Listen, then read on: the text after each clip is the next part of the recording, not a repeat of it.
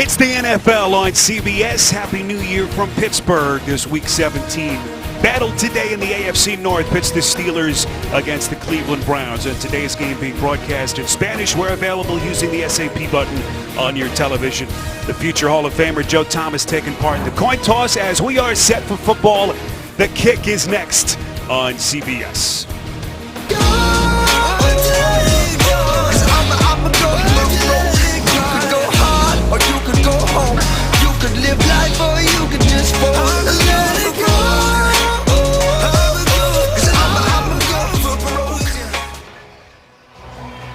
Back with you from Pittsburgh. The fans are in place. That snow is coming down as the sun has actually peeked through the crowds here just off the Ohio and Allegheny Rivers.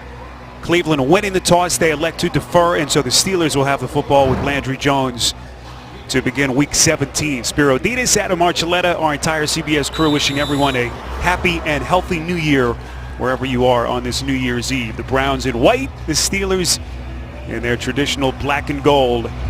As Zane Gonzalez boots it away, and we are underway in this regular season finale on CBS. This is Juju Smith-Schuster, the rookie, breaking a couple of tackles, crosses the 25 and gets out close to the 30 after a terrific return of 26 yards. So no Ben Roethlisberger, as we mentioned. Landry Jones making his second straight Week 17 start against Cleveland. You see his numbers in that victory, the come from behind win over the Browns last year. Only his fifth career start. He has been their backup quarterback for the last 5 years. And there is Roethlisberger. He will be wearing the headset, trying to play as active a role as he can, and also trying to stay bundled up and as warm as he can on that Steelers sideline. So Pittsburgh begins from their own 28. Jones to the air to get the party started. Put some air under it far side of the field, and it is incomplete, intended for Martavis Bryant. As Bryant gets his feet tangled up with the defender, the pass falls incomplete. A host of Pro Bowlers up front are out. No Marquise Pouncey, also no David DeCastro, so B.J. Finney makes his second straight start. Finney was very good last week, and Juju Smith-Schuster, you know about him certainly, has had a monstrous rookie year.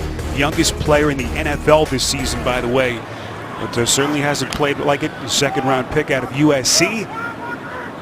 Third in the league in yards per target, just under 12 on average for the season. Play action from Jones on second down. His pass is caught. That's the fullback Roosevelt Nix, who had the 1-yard touchdown run last week. And the victory against Houston, a pickup of 5. How about this 12th ranked defense coached by Greg Williams? Myles Garrett, 6 sacks in his 10 games played. When healthy, he's been a beast. Joe Schobert, among the league leaders in tackles, was selected as a Pro Bowl alternate, tied for 4th in tackles entering Week 17. And Jabril Peppers headlines the back end, the rookie safety, the first-round pick out of Michigan. Still trying to leave his imprint in what has been an up-and-down rookie season. 3rd and 5 from the Pittsburgh 33. Jones from the gun. Goes to his check down. That pass is caught. That's Fitzgerald Toussaint. And that appears to be enough for Steelers first down. Tackled by James Burgess Jr. A pickup of 7 as the Steelers move the sticks. Well, Greg Williams opted to, on 3rd down, put Jabril Peppers on Juju Smith-Schuster, who has been a big 3rd down threat here in the last few games. He was covered across the field, but then Jones goes through his progression, gets it out to his running back. They pick up the first down. Steelers have scored 8 times on their opening drive of the season. 4 touchdowns, 4 field goals, towards the top of the NFL in that category. This is Stevan Ridley, able to wiggle his way inside Cleveland territory. Nicely done. It's a 13-yard burst. Another Pittsburgh first down, finally tackled by Peppers. Well, not exactly like Le'Veon Bell, but the very small little crease right there for Ridley to get through. Good combination block up inside. You see him able to navigate that hole. The linebackers for the Cleveland Browns feel in the wrong spot, and he's able to get into the next level.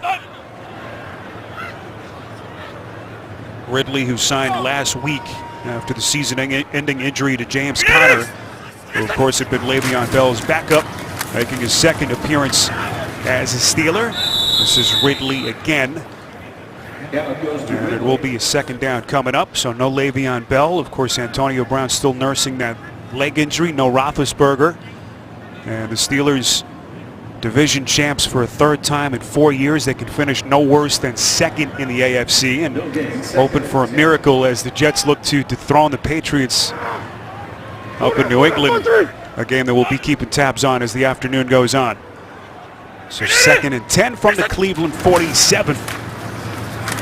Keep it on the ground again. Run play called, and this is Ridley breaking the initial tackle against a Cleveland defense, Adam, that, by the way, is much improved from the last couple of years. It was James Burgess who missed the tackle, and Ridley burns it for 16. One-on-one in the hole, broken tackle, and Burgess, who you mentioned playing for Jamie Collins, has actually done a pretty good job here. But when you get a chance to get one-on-one in the hole right there, you've got to be able to bring them down. Now, this has been a huge improvement from where they were last year. The Cleveland Browns, who have not been able to stop the run, pretty good. But so far in this game, the Steelers are able to pick up some big chunks. Fresh shutted down, 7th play of the drive as Jones works from the gun on 1st and 10. His pass over the middle is caught. That's Juju Smith-Schuster, his first reception of the afternoon. We had a chance to talk to Mike Tomlin about the impact that this rookie has had. And the word that Tomlin used was profound. He said he's impacted everyone in the locker room. He says he's everyone's favorite little brother. Only 21 years old, and I thought it was funny that Mike Tomlin said that he has more in common with Tomlin's kids, who are teenagers, than he does the other wide receivers in that room. But there is, without a doubt, that he has been a big factor in the last part of the season. Little end around play. This is Darius Hayward-Bay finding the edge. He's still going. 5, and he's into the end zone for the Steelers touchdown.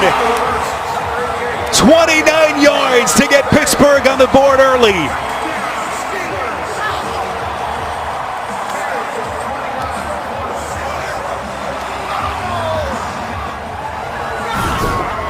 So far, first drive of the game, broken tackles and missed opportunities. Set up beautifully on that right side for Hayward-Bay to hit the corner, but you have 2 Cleveland Brown defenders that get split. We know how fast that Hayward-Bay is. It's a cold day out there, but we've counted 3 or 4 broken tackles already in the first drive. 2nd career rushing touchdown for Hayward-Bay, the 9th year NFL man, and his first touchdown overall this season. 7-0 Steelers on CBS. Hugh Jackson and his Cleveland Browns in danger of being immortalized, but for all the wrong reasons. Touchdown where they sit on the doorstep of NFL infamy. These are the winless teams in the history of the league going back to 1944. The Cowboys in their inaugural season in 1960. Of course, the 76-86 Bucks. Now that 82 Colts team was in a strike-shortened season, and the Detroit Lions, the only team to go 0-16 Adam in a season, and so a lot of pressure on Hugh Jackson's back. It is, and it's so hard to do. And when you watch the Browns, they've been in a lot of games this year. The difference has been that they haven't been able to make that play. The other team has made the plays, and so they've been there, but they just can't find a way to close it out. Now, this was not a good start for Hugh Jackson and Greg Williams' defense. A lot of broken tackles against the backups for the Steelers. They're going to have to pick up that side of the ball. Boswell's kick is fielded by Matthew Days. Has had some success this season as a kick returner. Crosses the 20 and is brought down just short of the 25. It's a return of 23 yards. So here comes the rookie quarterback, the 21-year-old DeShone Kizer. Worst completion percentage in the NFL, most turnovers in the league. 8 of those turnovers have come in the red zone as he has struggled massively. All kinds of injuries around him. Of course, lost his future Hall of Fame left tackle Joe Thomas earlier in the year. Kevin Zeitler headline, signed that big free agent contract in the offseason coming over from Cincinnati. And Josh Gordon today, his 5th game since making his return back in Week 13 in LA against the Chargers. The Chargers, he's been up and down. Here's Kizer under pressure, wrapped up and buried. Tyson Alualu making the start today for Cam Hayward. And Alualu, when called upon this season, has been big for Mike Tomlin. This was a little Cameron Hayward-esque on this. Inside stunt by Alualu, and they're expecting him schematically to be picked up in the backfield by Duke Johnson. And I don't really know if that's the exact matchup. If guy that's over 300 pounds matched up against your running back, that's going to be a win all day for the Steelers defense. Steelers D now has posted a sack in every game this season. That's Isaiah Crowell on a pickup of 2. Let's get you to New York in our first update of the day with Boomer. Hey, Spiro, like on cue, right after Haywood Bay scored in the Pittsburgh game that you're doing, Deion Lewis came back on a 3-yard touchdown run. They won 13 plays, 75 yards in our opening drive. They lead the Jets 7-0. Back to you. All right, Boomer, that's a game that the Steelers fans are keeping close tabs on, and certainly not the start that they were hoping for as the Jets look to pull what would be a huge Week 17 upset. 3rd and 16, not a great place against one of the best pressure defenses in the league. Well, they protect Kaiser well, at least initially, and then he is buried again.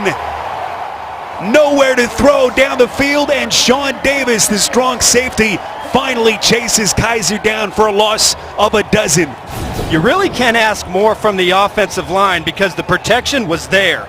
You're going to see Davis here. He's going to fake the blitz, and then he's going to drop off and play man-to-man coverage on the tight end. As soon as he sees the opportunity, he leaves the tight end and then gets to Kaiser. There is no way that Kaiser in that situation can hold the ball as long as he does, but a wonderful play by the safety, Sean Davis. First sack of the season for Davis, one of the high draft picks that they have, younger players sprinkled into that Steelers secondary, the second-year kid out of Maryland. Braden Colquitt on to punt, spiraling kick. There is a flag thrown. Eli Rogers, as now the officials will whistle the play. That could be a delay Before of the game. snap, the play clock expired. Delay of game, offense. Half the distance to the goal, still 4th down. And so now this is just going from bad to worse for Cleveland. Give up the long touchdown and now a 3-and-out penalty as they will push Colquitt back even further into his own end zone. I think the big question was whether or not the Steelers, because they're sitting their guys, were going to come out flat, but not today. Mike Tomlin has both sides of the ball ready. It's the Browns that look like they're not interested in this one. Colquitt gets it off cleanly. No flags thrown. Rogers is going to play it from just inside his own 50. The initial spin and then run out of bounds after a 50-yard punt. A loss of 3 on the return as they get to Kaiser early. 7-0 Steelers. The NFL on CBS is sponsored by Southwest Airlines. Low fares, no hidden fees. That's transparency. Macy's. And by Honda. Hurry into the Happy Honda Days sales event today. Well, some of the pictures from the opening day Steelers victory in Cleveland. Browns keeping it close. Actually, the first of 4 losses that they have suffered this season by just 3 points in what has been a winless campaign until this point. Week 17, and right now down here in Pittsburgh, 7-0. This is Ridley again, has broken off a couple of big runs already. So Landry Jones making the start, second straight Week 17 against Cleveland for him, and of course had that prolific career collegiately at Oklahoma. A couple of huge years as he lit it up for the Sooners.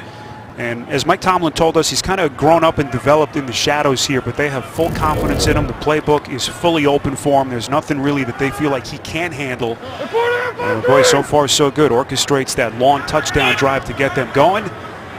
And Jones looking very, very comfortable as he makes only his 5th career start.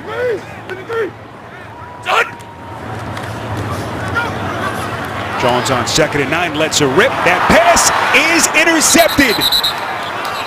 It's Jabril Peppers on the pick. No flags thrown, and it will be Cleveland football. First career interception for the rookie out of Michigan, Jabril Peppers. They've been looking for this, and he's been playing a lot more down low in the box. And that time he disguises underneath, he reads the route perfectly, and then comes up with his first big play of the season. A big moment for Jabril Peppers, the young man whom the Browns took 25th overall in the draft last spring. His first career interception here in Week 17. This is Isaiah Crowell, crosses the 40. As we go back to the interception, Adam, what did you see? Great disguise, baiting an inexperienced quarterback. They're showing zone coverage, and Peppers is underneath. So Landry Jones thinks that he's going to have the inside cut, but this is man underneath. It's a double coverage on the outside receiver, Juju Smith-Schuster, and as Peppers rolls his head inside, Landry does not account for him, and he comes away with a big play. 2nd and 6 as they snap it just outside the Cleveland 40. This is Crowell again. Crowell, of course, voicing his frustration at lack of carries just before last week. Hugh Jackson didn't appreciate it as they kind of went back and forth, but Hugh said that his comments were a little bit blown out of proportion. Those two are clearly on the same page, and Jackson certainly valuing Crowell's ability with this team. Slow start to the season for Crowell, but did kind of break through middle of the way through the regular season with some big games, but there just hasn't been enough for this Cleveland offense around DeShone Kizer. It'll be 3rd and 7. Yeah.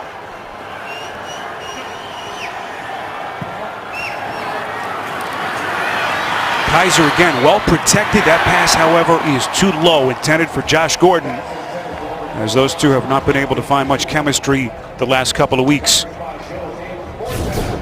This time the Steelers are going to drop 8 in coverage. They're going to play with 3, and they're expecting the shallow cross. Really good shape over there at the cornerback spot by Joe Hayden, and there's an extra defender on the other side just waiting for Josh Gordon. So another great series from this Pittsburgh Steelers defense. Joe Hayden, of course, the longtime Cleveland Brown, a couple of Pro Bowls with Cleveland, but released just 11 days before the opener in a move that sent shockwaves throughout the NFL and quickly pounced on by the Steelers today playing against his old team. Eli Rogers signals fair catch, and the Steelers will have it right around their own 25-yard line. A punt of only 34 yards by Colquitt. Well, next Saturday, it's an SEC showdown when Florida takes on Missouri. And then on Sunday, a Big Ten battle as number 2 Michigan State collides with Ohio State. Great basketball action here next weekend on CBS. Ben Roethlisberger, a spectator in Week 17 for 2nd straight year. Steelers at this point last year were locked in as the 3 seed. Right now at number 2, can finish no lower than 2. And hoping for a Jet comeback win at New England. Combine that with the Steelers win here in Pittsburgh, would steal that number 1 seed. Here is Jones from the gun. How does he respond after that pick? The pass is deflected and caught. It's Juju Smith-Schuster. Boy, almost went right through his grasp, which would have been a dangerous play, but it's caught. Jamar Taylor was there for the coverage, a pickup of only 3. Greg Williams thought that for this game, the Steelers were going to line up in a lot of 2 backs and 2 tight ends, and then they were going to go out in a lot of spread sets. He really thought that the Green Bay Packers attacked his defense pretty well, but so far in this game, you're seeing a big mix and match of 2 backs, 2 tight ends, spread set to try and keep the Cleveland defense off balance. 2nd and 7. Jones, quick release. This is Schuster breaking a tackle. Schuster in the open field and finally pushed out of bounds. Joe Schobert finally able to get to him, but the rookie showing his electricity in open terrain. A pickup of 34 and a big Steelers first down. Really nice recognition by Jones to see the blitz coming off of his right side, corner blitz. That's going to put Peppers in one-on-one, and he takes an aggressive angle to the inside of Juju Smith-Schuster. He misses the tackle, and then it's what number 19 has been doing for the last half of the season. Yards after the catch for another huge play for the Steelers. 1st and 10. They'll go back to the ground game. This is Ridley finding the edge. Ridley inside the 20 and forced out of bounds by Peppers, as the Steelers now gashing this Cleveland defense. Ridley a 21-yard burst. The Steelers' offensive line this season is extremely strong. 2 backups in the game, replacing a couple Pro Bowlers, but the tight end, number 89, Vance McDonald, with the key block on the inside on Myles Garrett, and that opens up a huge hole for Ridley. So far, Ridley enjoying some nice open running lanes for the Steelers. Also, B.J. Finney, who was pulling on that play with a huge block to plow open that hole for Ridley, who, by the way, now has 6 carries for over 50 yards. He loses 3 here, tackled by Jamar Taylor. And keep in mind, this is a Ridley pickup who they just signed before their game last week with James Conner going down with the injury. Debuted last week, had 9 carries in the win at Houston. Since leaving New England, Adam, at the end of the 2014 season, this is only Ridley's 11th appearance in a game. Just haven't seen much of him. Well, so far, 6 carries, 47 yards against a top 7 Browns rushing defense. So would have to say the offensive line, the tight ends, and the backs playing extremely well here to start this game. First, this is a 30-second timeout. Todd Haley and Mike Tomlin signaling for a timeout down on that Steelers sideline, so they'll stop the clock here with 3:30 to play in this opening quarter. And so far, so good for Mike Tomlin and his Steelers, comfortably in front with a 7-0 lead. A couple of big plays already. We've been talking about Stephen Ridley, of course, Juju Smith-Schuster. You talked about his young age, only 21 years of age. Martavis Bryant's reemergence, and since the injury to Antonio Brown in Week 15, they've had other guys step in. We know about the rookie, but Vance McDonald has really started to come into his own. Yeah, but it's, I think, really the emergence of Smith-Schuster, and that's actually pushed Martavis Bryant a little bit. It took him a while to get ingrained into this offense, but you've even seen Bryant start to make some plays here down the stretch. Jones on 2nd and 13. Pump fakes, pass over the middle and incomplete. Off the hands of Vance McDonald, the tight end, who has broken out in a big way over the last few weeks. 8 catches for 104 yards over their last 2 games, going back to the New England game here 2 weeks ago. And it will be 3rd and long coming up. Yeah, Vance, he's made some big catches, especially down the field, but really his main value when you really watch this run game is how he blocks the run at the edge of the offense. I mean, most of those big runs are because of the blocking from these tight ends. Here come the Browns on a blitz. Steelers pick it up nicely. Jones's pass is caught. That's Smith-Schuster inside the 10. He is a couple of yards short of the first down. Brian Body Calhoun, who's been one of the better ranked slot corners in the league this season, is there for the tackle. It's a pickup of 11 as Tomlin will send out his field goal unit. See Chris Boswell's numbers on the season. Selected to the Pro Bowl for the first time in his 3-year career. Boswell, one of 8 Pro Bowlers selected from the Steelers team. That is the most in the NFL this season. Flag thrown as Boswell was able to bang it through. Let's see what the officials on say. infraction. Defense, number 58. Half the distance to the goal. First down. And that just about sums up the season for Hugh Jackson. First down for the Steelers. They'll have it 1st and goal. Well, they said number 58, but I think it was somebody else with a 9 number. But what a huge mistake right there for the Browns. You have a chance. You had a good stop in the red zone, stopping a good drive here for the Steelers, and then you give them 4 more downs inside your 5-yard line. Adam, it appeared to be Myles Garrett, the man who was penalized on that play. Nonetheless, 1st and goal Steelers from just inside the Cleveland 5.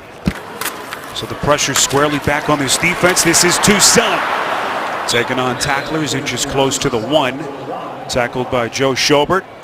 A pickup of 3. Well, there's many reasons why a team is 0-15 on the season. Inopportune penalties, certainly at the top of the list for Hugh Jackson and the Browns. A lot of timing issues, back-breaking plays against the defense at the wrong time, and the offense, not being able to capitalize on big play opportunities, either receivers, not coming down with a catch, or ball security issues in the red zone. And this jumping off sides on a 4th down field goal attempt, just one more in a long list. 8th play of the drive that began at their own 25-yard line. This is Ridley, as it will be Toussaint and Ridley splitting the reps today in the absence of Le'Veon Bell. Tackled by Joe Schobert, who has been all over the place and one of the few bright spots for this Cleveland team this season, the Pro Bowl alternate. There on the tackle. Yeah, it says a lot when you're an 0-15 team and a defensive player is named as the first alternate. So that tells you that he's had a spectacular season. This is the fullback, Nix. No signal yet from the officials. and appears to be a little bit short. Knicks had the short touchdown run last week in the win in Houston, but unable to punch it in here.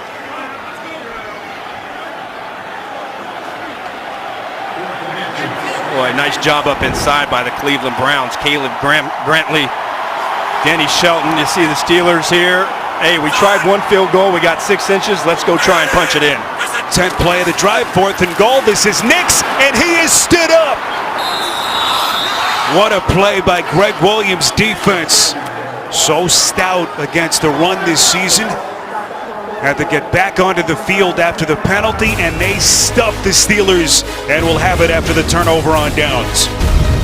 The NFL on CBS is sponsored by T-Mobile, America's best unlimited network.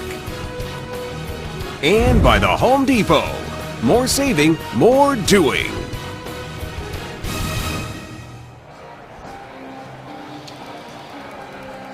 Happy New Year from Pittsburgh as the snow flurries continue to fall. There's Ryan Shazier, that devastating spinal cord injury December the 4th against Cincinnati. The spinal stabilization surgery as he has begun his long road to recovery. The emotional lifeblood, defensive MVP of this team before he went down, and has been a huge presence even while he's been out the last couple of weeks, taking this game in from that toasty booth. Well, this Cleveland offense just trying to get something positive going. Tyson Alualu, who had the sack earlier, 2 3 and out so far. And this Cleveland offense that has been struggling all season long. Especially when you get down inside your 1 yard line and you just don't have a lot of space. Now, the Browns have dropped back to pass. I thought so far DeShone Kizer has been a bit hesitant. So I would be very wary here if I'm Hugh Jackson in calling a pass from your own end zone. But somehow, some way, you have to get some breathing room. Try and pick up a first down and keep your defense off the field. Could be the end of the quarter here. Kaiser's going to turn and take a timeout, which doesn't make much sense. Just 2 seconds left, and that's just a young rookie mistake, as they will use one of their 3 timeouts here. Kaiser's teammate perhaps reminding him of that fact, Ricardo Lewis. And certainly all part of the steep learning curve for the 21-year-old rookie. Sure, and obviously delay of game. The quarter was going to run out, but even if it was a delay of game, you're sitting there on the 1 yard line. So half the distance, you're talking about 6 inches. I know it's important, but it's one of those that you have to be aware of. We mentioned Ryan Shazier and his devastating injury. There has been an outpouring of support, not only from within the Steelers, but from around the NFL. Duke Johnson has been honoring Shazier. No connection to him. They don't know each other personally. They do share the same Florida roots, but you see the eye black with Shazier's name and number. I don't think you have to play with him or know him to have a connection. I think anybody who's played this game saw what happened in that game, and your heart breaks. And you understand the gravity of the situation. Something that Mike Tomlin and the Steelers have certainly appreciated. Here's Kizer from his own end zone, who's going to let it rip up the near side of the field, intended for Lewis, and it falls incomplete. That takes us to the end of the first. 7-0 Steelers on CBS. Well, the snow flurries have held up for the moment, and the sun peeking through the clouds here in Pittsburgh on New Year's Eve day. Happy New Year to everyone with us. 7-0 Steelers as we begin the second quarter. Tough set of circumstances here for DeShone Kizer and Cleveland as they are pinned back deep. 3rd down. Kizer to the air, but too low. Again, unable to get it to his intended receiver. This time it's Lewis. And as Kizer mentioned to us in our conversation with him yesterday, his accuracy certainly the biggest thing that he has to address in the offseason. No doubt, and he has to find a way to hit those. That is a 6-yard hitch route to Ricardo Lewis, who was wide open. And if you throw him the ball in the right spot, he may just have a chance to run for a first down. So the easy throws, the routine throws, are the ones that Kizer just hasn't hit often enough. Kizer, by the way, has still not completed a pass in this game. He's 0 for 3, and that punt, was it partially blocked at the line of scrimmage? Appeared as though it was. It was Tyler Matakevich. We'll have to go back and look at the replay here. certainly appeared as though it sounded like it had been blocked at the line of scrimmage. So a 29-yard punt. You see it come off the right leg of Colquitt, and it was indeed deflected off the helmet of Matakevich, and nicely done by the Steelers punt unit, punt return unit. Another 8 Pro Bowlers the Steelers have an NFL high, and Matakevich is one of them as a special teams player. Great job going inside, but when you get backed up that much, that's how important that throw to Ricardo Lewis was. Get some space, but now everything is bunched up, and it's a higher likelihood that you're going to get your punt blocked. So here's Landry Jones, again making only his 5th career start. Some confusion here perhaps with their personnel that they have on the field, so the Steelers are forced to burn a timeout. We'll be back in 30 seconds after this from Fidelity Investments. Opening minute, second quarter. Steelers forced to burn their second timeout, so they've got just 1 now left for the half.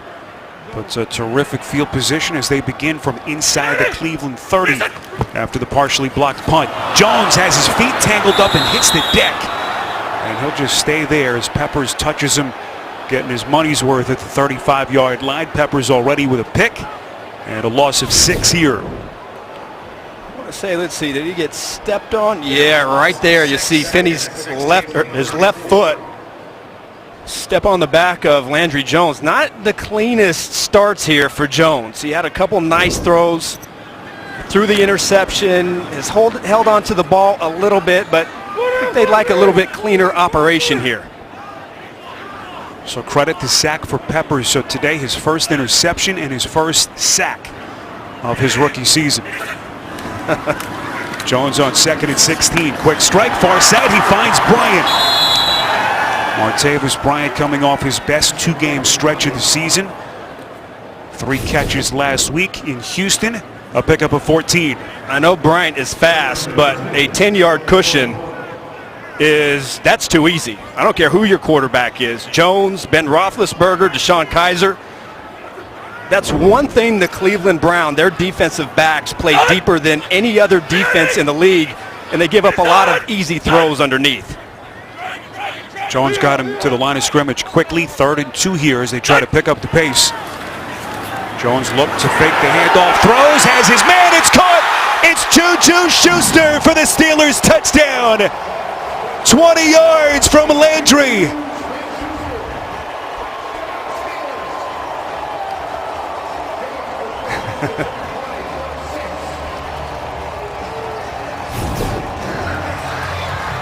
Miscommunication, and you've got nobody deep. Bunch formation, not communicated properly. You got 2 players go out to the flat, and the cornerback right there, the safety, Kai Nakua, the rookie, does not see Smith-Schuster run right by him.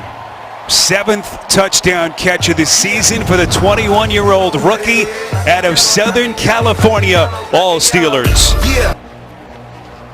Juju Smith-Schuster, 5 catches, 71 yards, and his 7th receiving touchdown of the season. That leads all NFL rookies. All Steelers 14-0 as Cleveland's nightmare season continues here in Week 17.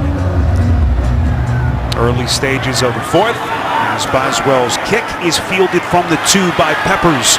Crosses the 20, Peppers out across the 25. Not only is Schuster their rookie stud wide receiver, according to Mike Tomlin, he's also their touchdown celebration coordinator. Mike Jordan, I thought it was Kai Nakua, but it was Mike Jordan, the corner.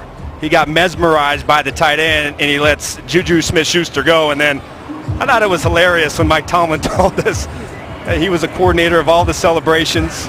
Little snowball fight right there. Looks like he went after the flag bearer. I have a feeling he's going to be some guy to watch when the Steelers find themselves in the playoffs in 2 weeks. So here's Kaiser, fakes the handoff on 1st down out of the backfield. This is Duke Johnson Jr. And it will be a 1st down for Cleveland. The other thing Tomlin told us, talking about how young Schuster is, says he has more in common with his young sons. Tomlin has a 16 and 17-year-old son. He says they play video games together, and he's got more in common with them than he does with, say, an Antonio Brown. the youthful exuberance that really has shaken up their locker room. And what a season, what a career that young man has in front of him. So finally Cleveland is able to move the chains. Their first down at about the 13-minute mark of the second quarter. Here's Johnson, the little juke step maneuver. He has been Cleveland's MVP till this point of the season, a pickup of 7. One of the few bright spots, Adam, in their offense. And Mike Tomlin, that's the one guy that he kind of singled out, and he said, we've got to have a plan for Duke Johnson. Now, normally, Ryan Shazier is the guy. He said if we had number 50, that we'd be good because he takes care of all that stuff. But it's going to have to be by committee, and especially in third down and passing situations, watch for 7 DBs as they put a cornerback on Johnson out of the backfield. Kaiser fakes the handoff initially. He's going to take a shot. Has some air under it. Has his man Kaiser. Perfectly thrown pass to Gordon. Touchdown Cleveland.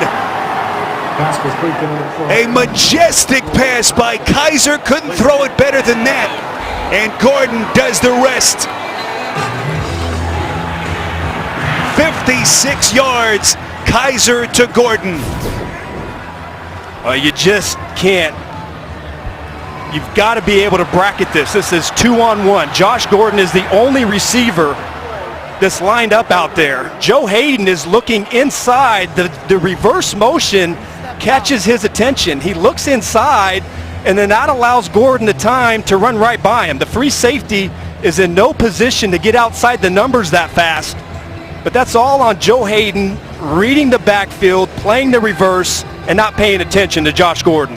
Officials taking a look at this, and as you can see right there, it appears as though Gordon's right foot was out of bounds before he broke the plane. He got a horse collar tackle as well. Of course, all scoring plays subject to automatic review. Mike Mitchell, the free safety, was the man on the coverage. And so at least from our vantage point, initially could be coming back. The receiver stepped out of bounds with the ball at the 2-yard line, where it would be first and goal. Please reset the game clock to 12:05. Well, clearly a missed horse collar, which is extremely dangerous. Thank you. Joe Hayden coming back, that was a huge piece for this passing defense, especially as they get ready for the playoffs. And when we talked to Mike Tomlin about it, the fact that he is such a good man coverage corner gives them a lot more options and flexibility. But that time, little lapse in concentration, and Gordon is just too fast, and the Browns are able to hit the big play. With that reception, 54-yarder, Gordon now over 3,000 receiving yards for his career. Looked like perhaps a miscommunication on the exchange, and that pass is incomplete. Too low for the fullback Marquez Williams, whom they just signed this week off their practice squad, as you take another look. Good pressure coming off the outside by Arthur Moats, and again, another instance. I know that's not the easiest throw with an outside linebacker coming at you, but that's an opportunity right there when you have a fullback who's open in the end zone to punch that ball in for 6 points. Corey Coleman, Josh Gordon, Duke Johnson all in the backfield. They split out. You get the sense if the Browns are going to have any chance of coming back, they have to punch it in here. Down 2 touchdowns, and it is Johnson doing just that. And once again, Johnson honoring fallen Steelers linebacker Ryan Shazier as Cleveland finally gets itself on the board. Well, a really nice job of capitalizing off of that big play in the left side of the offensive line. Spencer Durango and Joel Bitonio, who Bitonio is an alternate for the Pro Bowl this season, but a nice job of washing down that Pittsburgh defensive front, creating a lane, and Johnson runs right through it. 5th rushing touchdown of Johnson's career and number 4 this season. 5 plays, 74 yards, as Shazier is still on Johnson's mind. The NFL on CBS is sponsored by GMC. Driven by GMC. Live like a pro. Geico. 15 minutes could save you 15% or more on car insurance. And by Cricket Wireless. Something to smile about.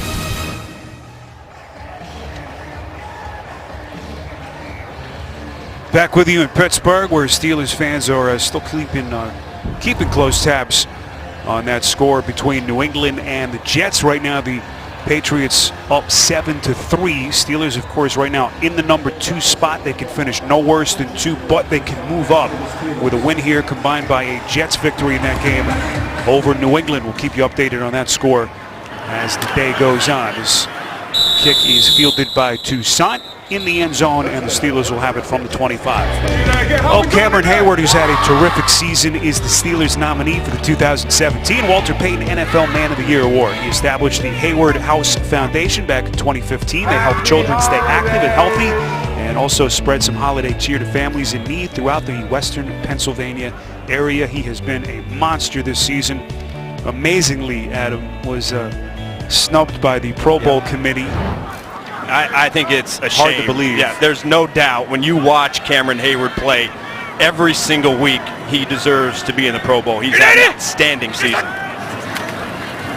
No official Pro Bowl committee, of course, but fan voting, the coaches voting, also the players, all with 1/3 of that Pro Bowl vote. Hard to believe he's not in, at least initially, with the season he's had. Here's Martavis Bryant, who, of course, disgruntled early in the season, was a little bit sore at Juju Smith-Schuster cutting in on some of his action, but Bryant starting to impact this offense. And he admitted that he was rusty and he's had to try and kind of find himself this season. I thought last week was a really good game for, his confidence. 3 catches and he averaged 20 yards per catch, but a combination of both he and Smith-Schuster is a nice piece and another dimension for the Steelers offense. It's Jesse James on his first reception of the afternoon. Landry Jones trying to get his chemistry going here. A pickup of 7.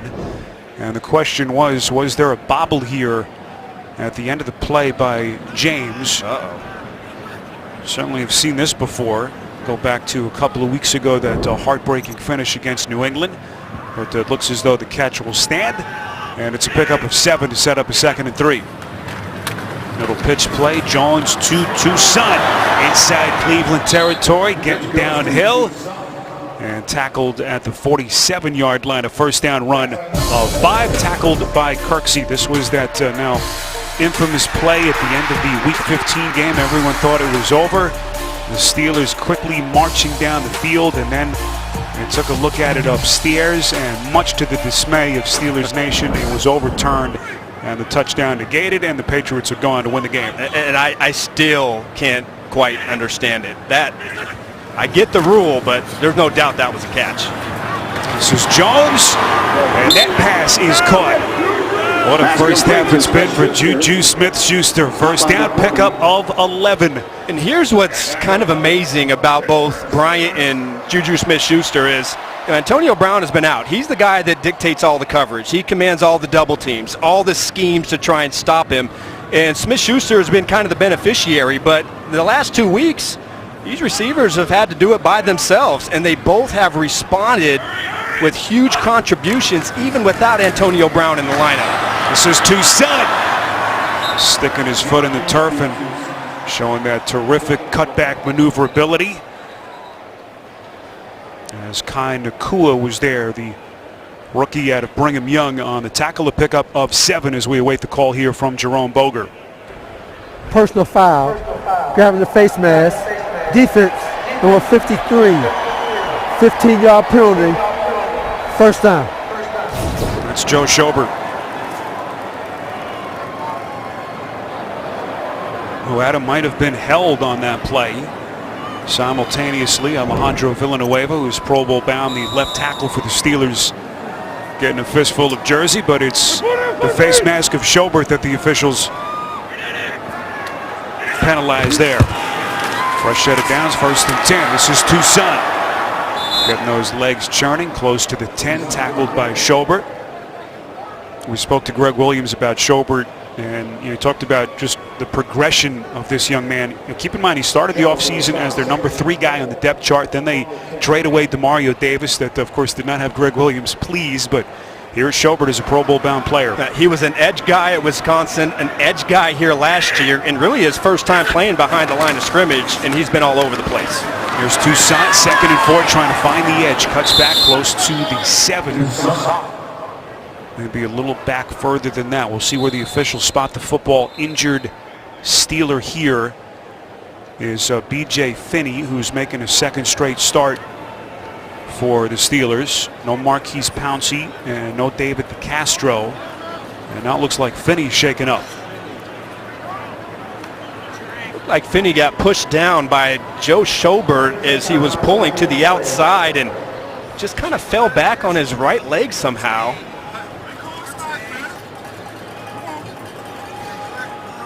Hey, we got him, guys. Go ahead. We got him. Number 67 going to pull outside like you see Pouncey do so often. He pulls around to the right side, and watch Schobert, number 53, is just going to kind of push him down. Take your time, BJ. We're going to let Hub get right over there. All right, so the athletic trainers continue to tend to Finney. We'll be back in 30 seconds. That's B.J. Finney making the start today at center for Pittsburgh's Pro Bowl center Marquise Pouncey, who's been held out just for precautionary reasons, and now Finney will very gingerly make his way to the Steelers sideline. They don't have many healthy backups in this game, with Pouncey, DeCastro being held out, as Chris Hubbard, who has a lot of experience, was lauded by Ben Roethlisberger for his play as a backup this season for the most part. So Hubbard will now come in. You know, that makes things a little bit harder for Landry Jones. Just hasn't gotten many reps. And now has a change at center. Hubbard is kind of the Swiss Army knife of the Pittsburgh Steelers offensive line. He comes in a lot in their extra tight end sets when they really try to load up the power, and that's where he's had a huge impact. Now he's going to have to do it on the inside, snapping the football instead of out there on the edge. So Chris Hubbard, who hasn't played much center, suddenly has to play the position here, with Finney being looked at on that Steelers bench. 3rd and 3. Jones has to reach for the snap, goes end zone and incomplete.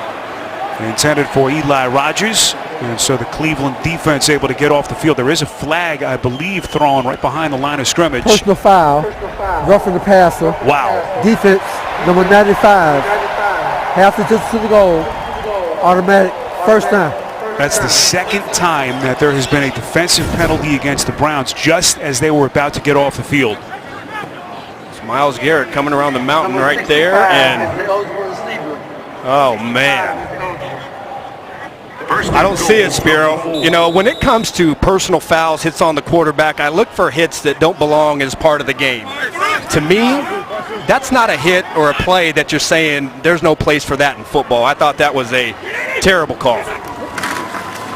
Spoken like an ex-defender. This is Ridley pounding his way into the end zone for the Steelers touchdown.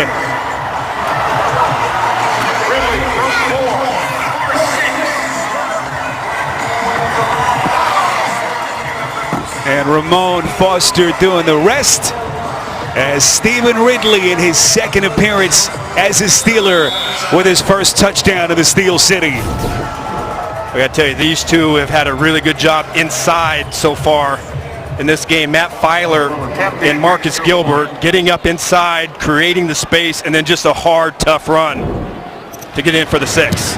Point after is good, and for Stephen Ridley, his first touchdown since 2014. It's all Steelers. Stephen Ridley in his starting role in the absence of Le'Veon Bell. First touchdown as a Steeler, as he signed this contract to join them before their game last week. Only his second appearance with Pittsburgh and his first touchdown since the 2014 season, going back to his days in New England. Just past the 8-minute mark, second quarter. And boy, a penalty marker is thrown here as that kick from Boswell bounces out of bounds. And the Browns will have good field position. Free kick out of bounds. Kicking team, number 9. The ball be placed 30 yards from the free kick spot. First down. All right, so Jerome Boger makes the call. Well, it is extremely cold here, but that is about the only area on the field where it is hot. You see that heater firing off that heat. Players trying to inch a little bit closer to that thing on the sideline. It's exactly where I'd be down there For sure. I know you would. Stay back 4 feet. That's a pretty funny sign. But great job by our crew down there, braving the elements, and Steelers Nation, as loyal and boisterous a fan base as there is in the NFL. As this playoff-bound Steelers team, division champs for a third time in 4 years, right now locked into that number 2 spot in the AFC at the moment, hoping to move up. This Kizer pass is caught. David Njoku on the catch, the rookie tight end out of Miami, their first-round pick, who has had his moments during the course of the season, a pickup of 4.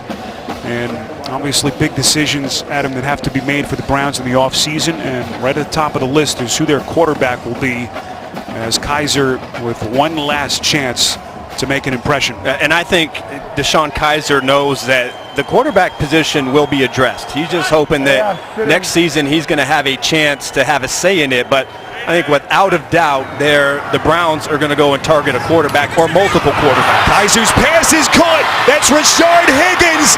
Full sprint and into the end zone for the touchdown. A 56-yard sprint, and Cleveland comes right back.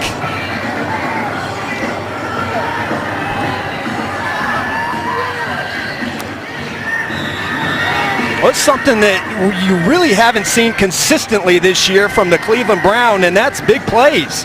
Back-to-back drive, big plays. The first time it was Josh Gordon, and that time it was Rashard Higgins running a slant pattern from the slot position and just splitting the safeties of the Pittsburgh Steelers.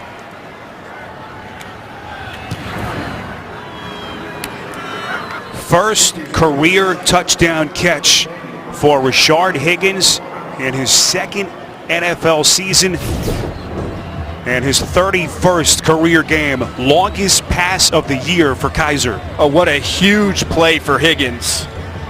You see Watt out there, and he's bluffing, and he comes out for coverage, but then you got 2 safeties back deep to try and keep everything there in front of him, and Higgins, who isn't the fastest guy at wide receiver, is able to split both safeties and race his way on into the end zone. Beautiful play and execution by the Cleveland Browns. Well, it has been an underachieving wide receiving core for the Browns, to say the least, this season. Certainly got a shot in the arm with the return of Josh Gordon and Corey Coleman's return from injury. Coleman, of course, has struggled. But finally, Rashard Higgins in his 31st career NFL game with his first touchdown. Kaiser's long touchdown pass to Gordon earlier was ruled out of bounds, so his first official touchdown pass of the day, and only his 10th of his rookie season. Short kick fielded by Toussaint just outside his own end zone. Breaks the initial tackle and is brought down right around the 18-yard line of the Steelers. Wednesday on CBS, it's a new amazing race in the new year. Teams that are tops in their field will compete for the $1 million prize. The Amazing Race season premiere Wednesday, 8/7 Central, only CBS. Well, we asked Hugh Jackson about what they plan to do at quarterback, and he was very candid. He said, look, we were already going down the road of feeling like we have to address the quarterback position in the offseason. I think everyone in Cleveland knows and expects that, but a nice moment for Kizer there as Higgins does most of the work on the 56-yard catch and run for the touchdown. So 7-point game, and back comes Landry Jones and the Pittsburgh offense. Eli Rogers on the catch. But not much doing after the reception. Brian Body Calhoun was there, and he's had a very good season for this Cleveland defense. I think this is a pretty important drive for both teams. After, not starting very fast, the Browns now have kind of woken up a little bit. And I think the Steelers now, their job is to respond. They've had back-to-back big plays against their defense. This is a big drive here for Landry Jones and the Steelers offense. Pitch play. This is Ridley. Ridley has looked good. Football came loose. Cleveland says they have it, and the officials do as well. Boy, it came loose, and Jamar Taylor was there for the recovery.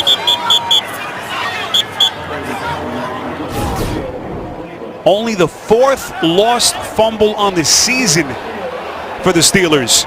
Was it out before his elbow touched the ground? Elbow equals 2 feet. Certainly appeared to be in his grasp there. This will be close. It was Christian Kirksey, Adam, who dislodged the football for Cleveland.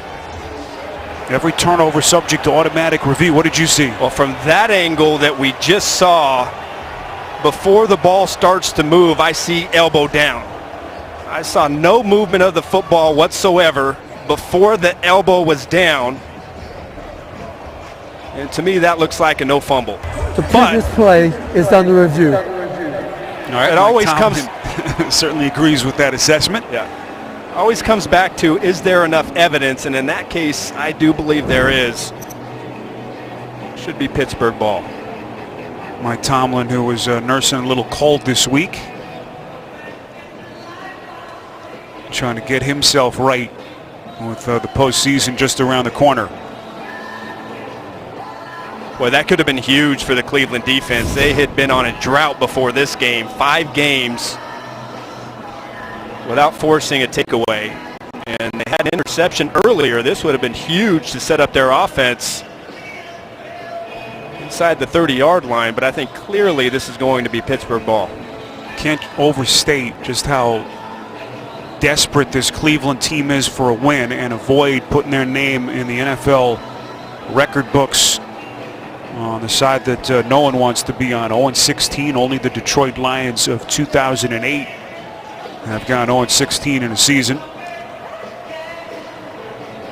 The Browns team that has not won since Christmas Eve of last season, a home win over the then San Diego Chargers, and certainly appears clear from that vantage point. Ridley elbow down, then football out as Kirksey tried to force the fumble.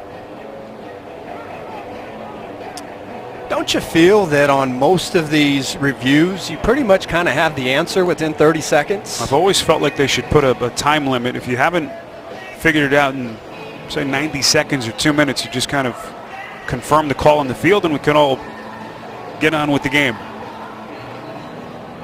Of course, all final decisions are made by Al Riveron, the head of officials in New York, with his crew. And the longer this thing goes on, the longer you wonder if it's going to work out for the Steelers, right? Because what are they discussing here? I think clearly it shows that the elbow was down, but there's no evidence that the ball was or was not moving. And are they going to go maybe with the argument that there's not indisputable, clear and obvious evidence that it was not a fumble, what they called on the field? there are also issues with the clock, trying to get the clock set up if in fact they're going to overturn. Let's see what Boger says. After reviewing the play, the runner was down by contact at the 25-yard line. It'll be 3rd down and 2 at the 25-yard line. No adjustment to the game clock. All right, so they do overturn the call. Appeared to be the right one, as Boger and company will have it 3rd and 2. Would not be surprised to see the Steelers run it on this down. So Jones from the gun here as they snap it from their own 25. Jones quick strike. This is Bryant trying to break the initial tackle, but Schobert so good, able to wrap him up and then wait for reinforcements. Jason McCourty, who has had some big moments this season, leads the charge. They dump Bryant for a loss of 3, and the Steelers will punt. Well, that was such a good reaction from Joe Schobert, and I think the Steelers had the numbers out there. If Bryant was able to beat the tackle of Schobert, maybe he would have had something out there, but a good play, good recognition. Big reason why he's had over 130 tackles this season. Jordan Berry, the 3rd-year punter, boots it away for the Steelers, and this is Peppers, will play it from his own 31. Peppers trying to cut back to find daylight. Matakevich giving chase. The Pro Bowl bound special teamer for Mike Tomlin and the Steelers. It's a loss of 2 on the return and a punt of 45 yards. A busy second portion of this Week 17 Sunday coming up. Postseason picture continues to come together. The Bengals will take on the Ravens, Jaguars, Titans, and if Baltimore or Tennessee win, they punch their ticket to the playoffs. If they don't, that means the Chargers and the Bills still have a fighting chance at the wild card. Postseason berths are on the line. Week 17, you can catch it all right here on CBS. Updated look at the playoff picture. We told you Steelers playoff bound. They could finish no worse than second. And with a win today combined with a Jets win at New England, the Steelers would move into the 1 slot. Here's Kizer after the long touchdown pass. That attempt is well short. It was Sean Spence applying the pressure for the Steelers.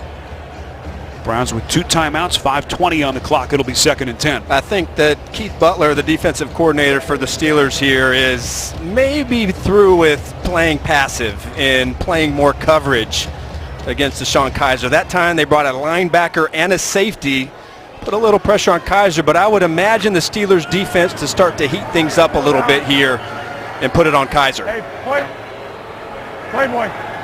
Butler, 3rd season as the Steelers defensive coordinator, 15th season overall here in Pittsburgh. Previously their longtime linebackers coach, as Hugh Jackson is going to take his 2nd timeout. Adam, what have you seen so far from DeShone Kizer? Well, I thought early it was pretty shaky. He had some accuracy problems. He held the ball a little bit too long. But then I thought he bounced back extremely well. He had an opportunity to go downtown to Josh Gordon. He hits him in stride beautifully, burns the Steeler defense. A nice little shot to Rashard Higgins in the slot over the middle. And Higgins is able to do the rest. So I think it was a nice bounce back quarter for DeShone Kizer. He's just got to have to capitalize on what they've done here in the last 2 drives, try and make something happen in 3 straight. And we spent some time with Kizer last night. He seemed to be resigned to the fact that the writing is on the wall, that they will be addressing and bringing in one, maybe even multiple quarterbacks next season. But all he can do is finish strongly. And right now he's got the Browns within 7. 1 timeout left. This is Crowell. Tries to cut back and inches out close to the 33-yard line.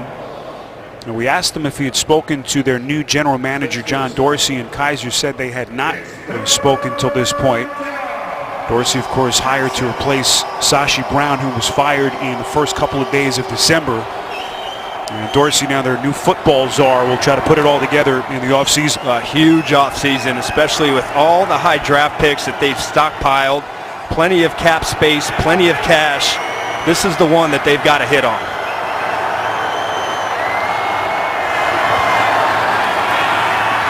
Kizer on 3rd and 7.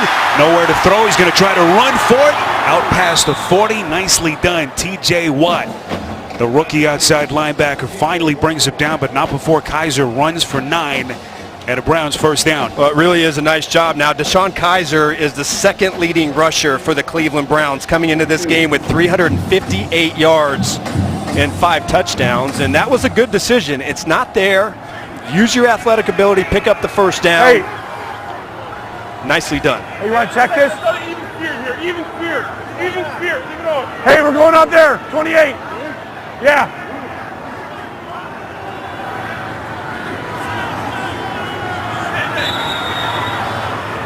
Mike Hilton was the man showing blitz. And the play clock down False to start. zeros. Offense. Number 7. 5-yard penalty. Still 1st down. False start penalty on the quarterback, something you rarely see. So Mike Hilton, the AFC Defensive Player of the Week, putting the pressure on Kizer. Left foot goes back before the snap. Adam, did he hear the footsteps of Hilton, perhaps? I would say so, based on the fact that he had 3 sacks last week against the Houston Texans, one of the best slot blitzers in the game right now.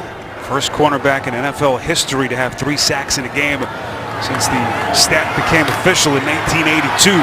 Kizer eluding the pressure. He's going to run for it on 1st and 15, out of bounds. As again, Kizer does it with his legs. He picks up 9 here to set him up nicely on 2nd down. Stops the clock, 2nd and 6. Actually, that clock's still running, 3:20 to go and counting. And we remind you to keep it here. Verizon Halftime Report comes your way from New York. JB, Phil, Nate, Boomer, and Coach. I'll get you caught up all the latest scores and highlights. Week 17 on the Verizon halftime report.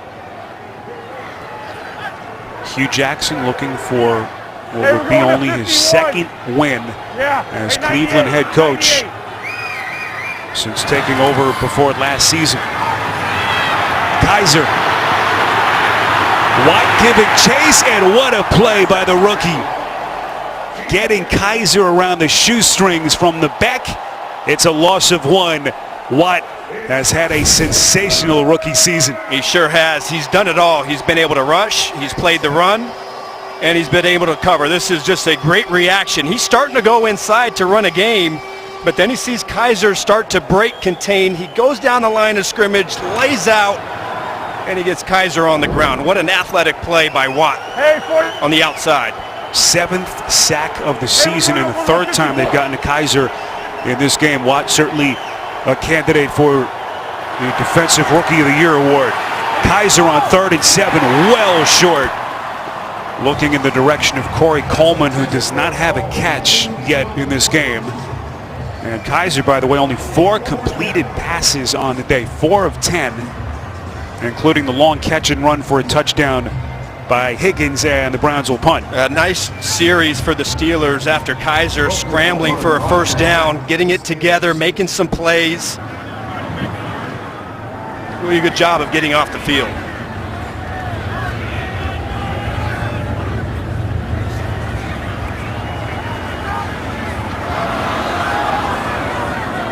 Could be the final play before the 2-minute warning. As Colquitt trying to angle this one inside the 20. He's been good with those punts on the season, and he does it perfectly here as they will pin Landry Jones and company inside their own 10 when we come back.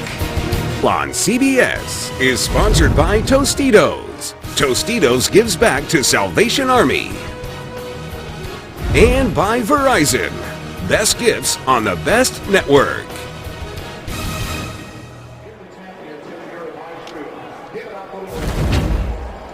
Another reminder to keep it here for the Verizon halftime report. We'll get you to JB and the fellas in New York.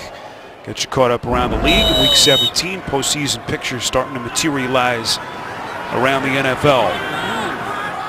2nd seed in the AFC at the moment. The Pittsburgh Steelers right now up 7 over Cleveland here in the regular season finale. Jones up the field. It is caught.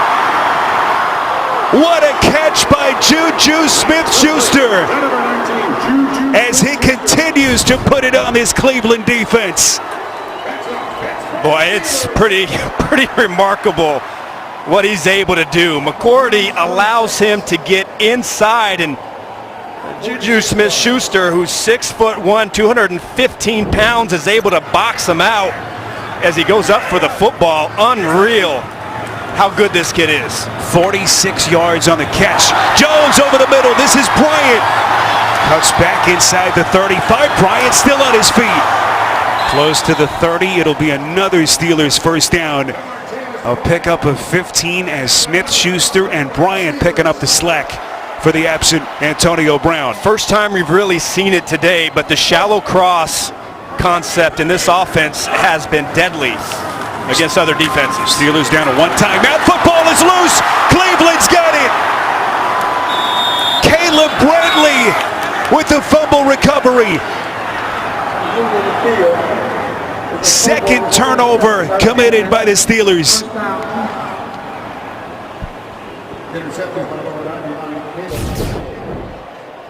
Boy, how about this?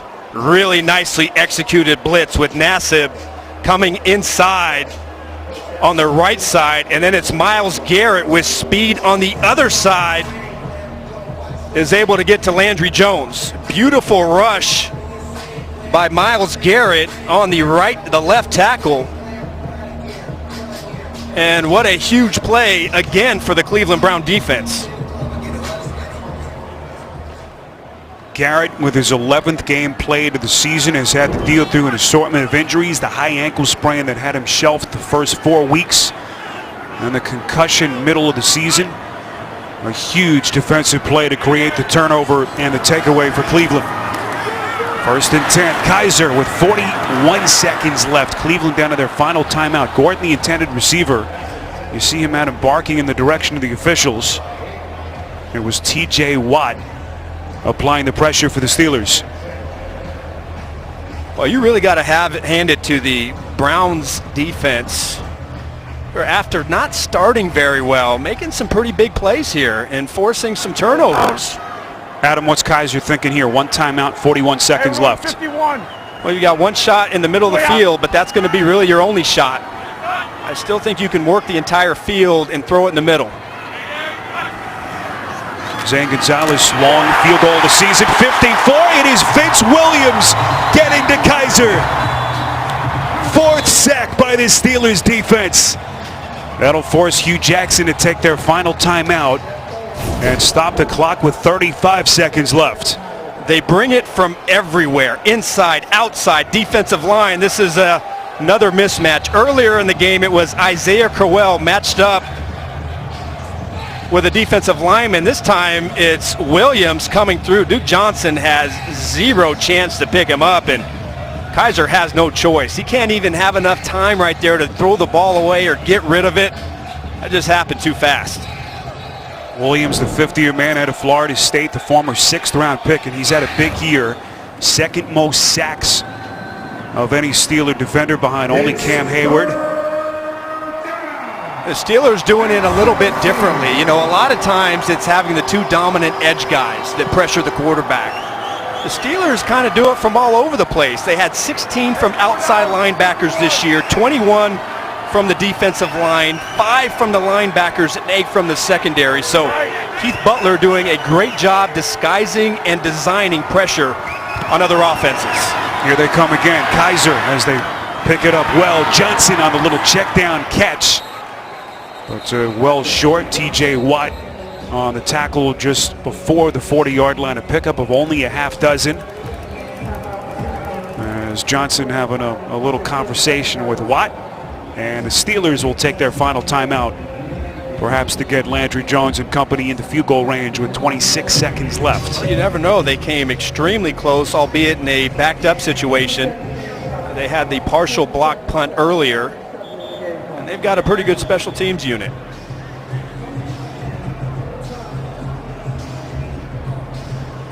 Pretty good genes in that Watt family. Of course, a frustrating year for JJ. The season ending very early, but this kid TJ Watt making a name for himself very quickly. First-round pick out of Wisconsin, certainly in the mix and the conversation for Defensive Rookie of the Year this season. Actually got a chance to hang with his older brother JJ last week in Houston. A little pregame photo op. And one of the reasons why the Steelers parted ways with James Harrison, of course, that whole deal before last week. This is Rodgers, able to get close to the 30, 46 yards in the punt by Colquitt, 14 on the return by Rodgers. Adam, what about Landry Jones? He had the pick early, then the fumble on a terrific play by Myles Garrett. What have you seen so far from him? Well, I think he's done a pretty good job. He had a couple negative plays, but you can see here he's been able to connect pretty well with his wide receivers. I think wide receivers are playing pretty well for him so far in this game. Juju Smith-Schuster is having a whale of a game, and he's been able to exploit the mistakes of the Cleveland Browns secondary. So far, I think he's done exactly what they've asked him to do. He had only taken 11 snaps all season before last week. Actually, with last week, I beg your pardon. As he makes only his 5th career start, and it looks like Mike Tomlin and company are just going to let those final seconds come off the clock. Well, the Cleveland Browns trying to avoid NFL infamy today, looking for their first victory on the final weekend of the regular season. 21-14 your score as we reach halftime in Pittsburgh. We'll take a break. Halftime coming up next after these first half highlights from Verizon and a word from your local station. Want to stay up to date? Hey Siri, show me football scores. Frigid temperatures have warmed a little bit as they've gone up from about 9 degrees at kickoff up into the teens. It's getting toasty here in Pittsburgh. Happy New Year. Spiro Ditas alongside Adam Archuleta. Of course, we know the story for the Browns, trying to avoid becoming the 3rd team since the merger to finish the season winless. showing some fight right now within 7. What have you seen? Shaky start, and it didn't look good early. But then I thought the defense started to battle back a little bit. They forced a couple turnovers, and then it was the offense capitalizing and getting some big plays against this Steeler defense. So a little bit more life coming into it for the Browns. They just have to have a stronger second half. Quarterbacks, Landry Jones, of course, making the start, only the 5th of his career, with Ben Roethlisberger getting the day off. And some of the numbers between those two. Kizer, the long touchdown pass to Rashard Higgins, as they continue to go back and forth. I think you have to be pretty impressed, and you have to like what you see from Landry Jones. 3 incompletions. He did have the interception early in the game, but he's had a pretty good contribution from his wide receivers today. Juju Smith-Schuster has been on fire, and Martavis Bryant has had some nice catches as well. All right, first half stats as these two teams meet in Week 17 for a second straight year. Steelers with the come-from-behind win in last year's season finale, 7-point differential. The 2 Pittsburgh turnovers looming large. And keep in mind, they also had a fumble by Fitzgerald Toussaint overturned correctly by the officials. But some of the pictures so far in this game, the early interception by Jones, by Peppers. A great play by Peppers, and then here right before halftime, Myles Garrett coming around the corner and getting to Jones's backside as there's pressure in his face. So a little bit more of an inspired effort here in the second quarter for the Cleveland Browns. Peppers is going to play it from just inside his own end zone. Peppers will get the Browns some excellent field position as he crosses the 30 and returns it 35 yards. As Peppers doing a little bit of everything today for the Browns. A pick, a sack, and a nifty return to get the second half going. How about the first half possessions? They certainly didn't shoot out of the gates with Kizer struggling. A couple of 3-and-outs to begin, but then back-to-back touchdown drives. They had poor field position, and so they really didn't have a chance to get anything going. But again, they've been able to hit some big explosive plays against this secondary, and that's putting them right back into shape. There's Isaiah Crowell. Didn't have many opportunities in the first half for Cleveland, as that is only his 6th rush of the day. Now, keep in mind, Kizer had one of his best games, one of the few games he's had success this season back against the Steelers in Cleveland in Week 1, a game that they lost by only 3 points. Well, that seemed like so long. It almost doesn't even feel like it's the same season. Left. 5-1. But I think, Antonio Brown pretty much took over and dominated in the second half of that game, and that was that. This is a Browns offense that is dead last in scoring and has committed more turnovers than any team in the league, but so far showing some gumption here in Week 17. That's Josh Gordon with the 11-yard first down reception. And for Gordon, his second catch, he had the 54-yarder that initially was ruled a touchdown in the first half. As Gordon plays only his 5th game since his reinstatement. Yeah. And really, the big part for Gordon is it was nice to get him in the lineup. But this is going to be a monster offseason for Gordon to get in shape, get ingrained to the daily team activities, and try and get ready for next season. Here's Crowell on first down. Get inside the 45. Boy, I tell you what, Gordon certainly looks the part. He was out here in shorts and a t-shirt before the game in single-digit temperature with the snow coming down early. He looks like $1 million, but Hugh Jackson reiterating just what you said, that this offseason will be vital to try to get himself back to his all-pro form. Showing off a little bit. It kind of reminds me of you. I think, I could see you doing something like that. If I had that physique, I'd be out there with no sleeves and shorts before any game. What a physical specimen he is. This is Kizer, a little bit high with the pass. It's caught. Njoku breaking a tackle. And look at the big tight end rumbling down to the 10. T.J. Watt has to sprint and get him from the back, but not before Njoku picks up 34 yards to set Cleveland up with a 1st and goal. A really nice job from DeShone Kizer, and Mike Hilton is blitzing off the edge in the slot. So he knows that this ball has to come out extremely quickly. You got defensive linemen dropping, and Njoku is able to just hook up and use that great athletic ability to run with the ball after the catch.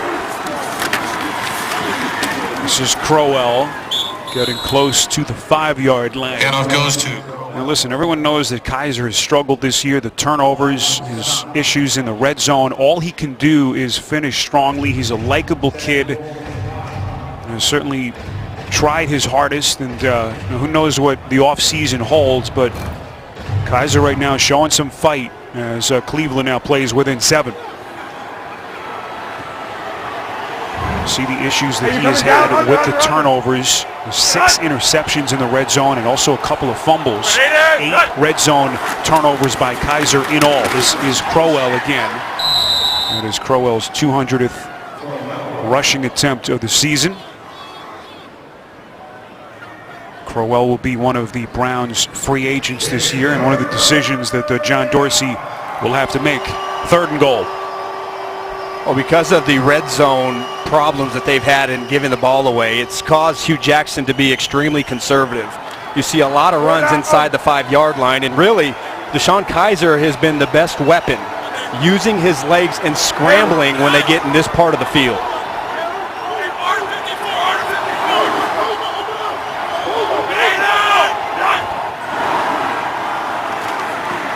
Kizer throwing, end zone, it's caught for the Browns, touchdown. It's Higgins with his 2nd reception into the end zone.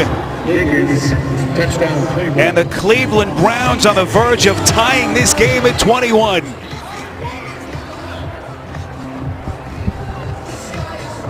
A lot of action happening before the snap. William Gay here, we have Talking here, and they let Rashard Higgins cross the field underneath. You see Gay start to drop off, and he loses sight of Higgins as he crosses the field. Originally, I thought Kizer missed him, but he sees him late and gives him a great ball in the end zone. So Rashard Higgins, the 2nd-year receiver out of Colorado State, first 30 career games, 0 touchdown catches. Today, he's got 2. 7 plays, 68 yards in just over 4 minutes, all tied at 21 on CBS. How about the Cleveland Browns coming back to tie this game with 14 unanswered points? Rashard Higgins, 2nd career touchdown, both coming in this game today. And the Browns all tied with the Steelers here, opening couple of minutes of the 3rd quarter. Touchdown passes number 10 and 11 on the season for DeShone Kizer. That is Landry Jones and Pittsburgh respond. This is Juju Smith-Schuster from inside his own 5, breaking a tackle. Here he goes, the rookie into open terrain, breaking tackles, and the 21-year-old is into the end zone for the touchdown. And once again, bringing the opposition to its knees.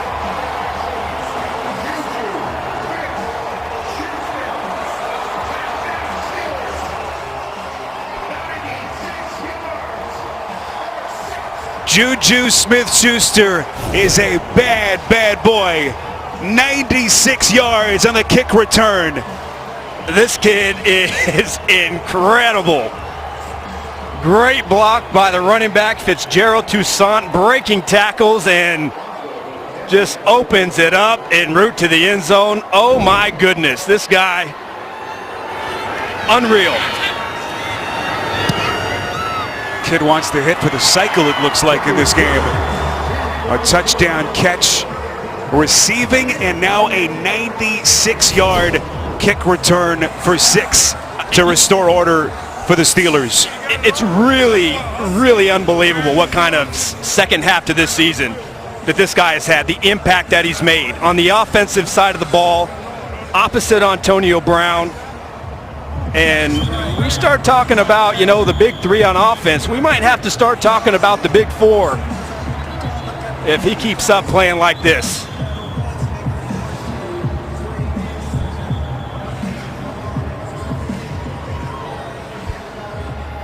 And the fact that this kid is only 21 years of age is a scary thought for the rest of the NFL. 62nd overall pick, 2nd round out of USC. He's the youngest player in the league this season. He said he doesn't sleep much, but it looks like he needs much shut-eye at this stage of his career. Look at the afternoon that he's putting together.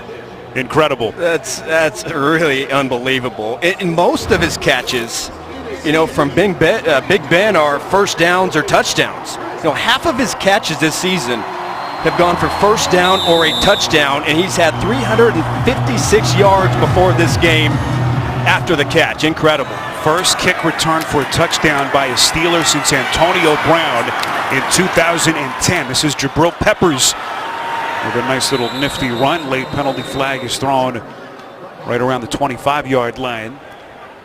Looks like Peppers may be a bit shaken up on the play. During return, holding, receiving team, number 44. 10-yard penalty, still first down. All right, that's Nate Orchard on the penalty as the athletic trainers come onto the field. And we'll take a look at Peppers, who is visibly frustrated. Now that'll get your offensive coordinator pleased. Gets him off the hook, at least for the moment. And well, you know what it does is now, you know, when teams try and figure out, okay, we're going to dedicate this guy to Antonio Brown, we're going to play Le'Veon Bell like this, and then now what do we do about number 19? So he opens up so many more options for Todd Haley and Ben Roethlisberger, and is getting hot at just the right time. It's funny, you listen to Smith-Schuster speak himself. He said he didn't expect to have really a big, impactful rookie year. Boy, how mistaken was he, as he continues to be a revelation for the Steelers. How did the Browns respond here? Suddenly down 7 again. Kaiser's pass intended for the tight end Seth DeValve, and it falls incomplete. Of course, the big story over the past week has been James Harrison, released a couple of days before Christmas by the Steelers. Has been here for so many years, such an integral piece defensively, former defensive player of the year for the Steelers, and then 3 days later signed by Bill Belichick and New England. And, you know, leave it to Belichick to tweak this Steelers fan base and Mike Tomlin. That was the talk of the locker room, of course, early part of the week, as Isaiah Crowell is blown up in the backfield, and then Tomlin kind of told his troops, you know, look, we've said what we've said. It's time to move on. And boy, it'll certainly add a little wrinkle to a potential meeting between those two teams. And Harrison pouring a little salt on the wounds I'm sure for Steeler that, Nation. I'm sure that the Pittsburgh Steelers fans are pretty fired up at, you know, James Harrison going over there to New England. And I think as players, you understand that business is business. And, you know, that's kind of the way things go. But one of the big reasons is the play of T.J. Watt, like on that last play. It's a lot easier for this team and this staff to let him go. Harrison, by the way, is active in that game against the Jets. Kaiser's going to run for it on 3rd and 15, and he has it. What a play by the rookie. Needed the 22. He picks up 16, and Cleveland with a much-needed first down. Well, it's fairly easy. Everybody underneath is playing man coverage, and they just completely clear it out. Kaiser is able to climb up inside the pocket, get inside the A-gap, and there's nobody in second support to get to Kaiser. What a run, but somehow, some way, you have to have a better reaction and not allow a quarterback to scramble for 15 yards on 3rd down. 3 rushes for Kaiser today, 34 yards, and he's picked up multiple first downs. Fakes the handoff, read option play, is going to run again. Kaiser out of bounds right around the 28-yard line. There was a flag thrown at the end of the play. Mike Tomlin barking towards the officials. The flag thrown towards the Steelers secondary. It's a run of 5 if it stands. Holding, offense, number 19. 10-yard penalty, replay, first down. That's Corey Coleman, who today is playing his 7th game since returning from the broken hand. 2nd straight year that he has sustained a broken bone in his hand. Missed 8 games this season. And still has not quite developed into the player that they were hoping for when they took him 15th overall in 2016. He's got great physical tools, great speed that you're looking for. Just that when he's had some opportunities this year to make some big plays and just hasn't been able to come down with those plays, it's going to be a big offseason for him as well. 1st and 15 after the penalty. Kaiser fakes the end around, throws up the seam, and it is caught. What a play by Gordon, showing that physical ability, lunging down for it. They pick up 17 yards and move the chains again. Well, really a nice job by Josh Gordon, number 12. He's going to cross the field, and the Steelers are going to play his zone coverage and pass it off. Artie Burns almost sees the pass concept and is able to fall off for the interception, but because of the effort from Gordon, he's able to beat Burns to the ball. This is Duke Johnson. Out past the 37, close to the 38-yard line. Johnson has been so good for this Cleveland offense that really has had nothing going this year. Most catches by a Browns running back in a season in franchise history. I don't think there's any doubt he's been their MVP till this point. One of their 3 touchdowns so far in this game.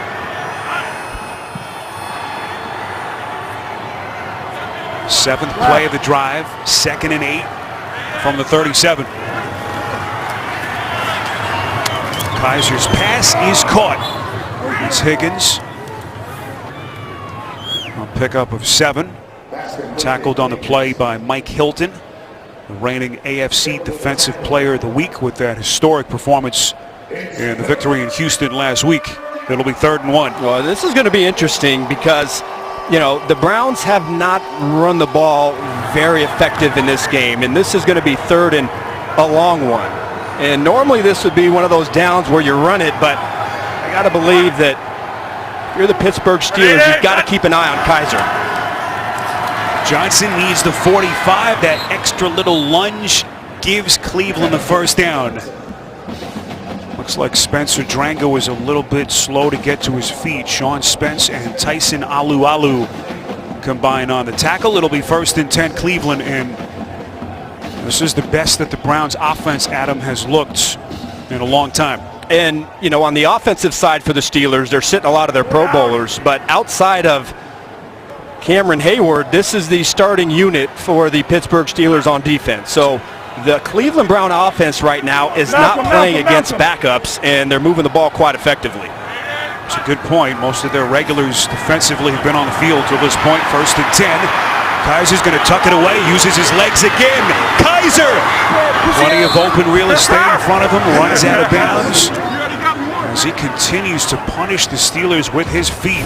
Picks up 20 and another first down. It's going to be an issue. Anthony Chickalo, number 56, runs off the field, and Alualu, number 94, he's the next guy to try and contain Kizer. That is not going to be a good race for the Pittsburgh Steelers. And right now, Kizer is really doing a nice job of picking his spots on when to run and gashing the Steeler defense. The leading rusher by a long shot so far in this game. You see his rushing numbers, over 50 yards on the day. L.T. Walton on the tackle of Crowell there. And this is what they have done on the ground so far, with Kizer starting to get comfortable against this Steelers defense. 2nd and 10 here. What does Hugh Jackson dial up against the Steelers? Hey, we're Rogering. Roger. Yeah. Kizer, the Toledo, Ohio native, grew up about 90 minutes from Cleveland. Can he get the Browns a win here in Week 17? Kizer is whacked. L.J. Fort untouched. And sack number 5 for the Steelers.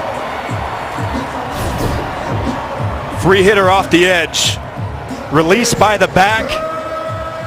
And nobody accounted for Fort coming off the edge. Kizer has no clue whatsoever that there was an unblocked player in his face, and a huge play by the Pittsburgh Steelers defense. Kizer's pretty lucky that he was able to hang on to that football. That football almost came out. I was just thinking the same thing. What a play by Kizer to hold on to it. 3rd and 17. Kizer up the middle. It is caught. That'll be the first reception of the day for Coleman. And that will be enough for a Cleveland first down. How about that pass from Kizer? Needed 17. They get 18. It'll be first down. It's really a nice job by Coleman to feel the zone and get right behind the zone dropper and get inside. Kizer has really nice protection, but Coleman is able to get inside, and that's a really tough play for a cornerback out there, and outside leverage with no help to play that deep in cut. Right. 13th play of the drive. Here's Kaiser, first down, up the seam, his pass is intercepted, then the football comes loose. Did Hilton have it, and now they rule incomplete? Boy, Mike Hilton is going to be thinking about this one tonight. Had it, but just couldn't squeeze it. And Kaiser getting a huge break. You could not have played this any better if you're Mike Hilton.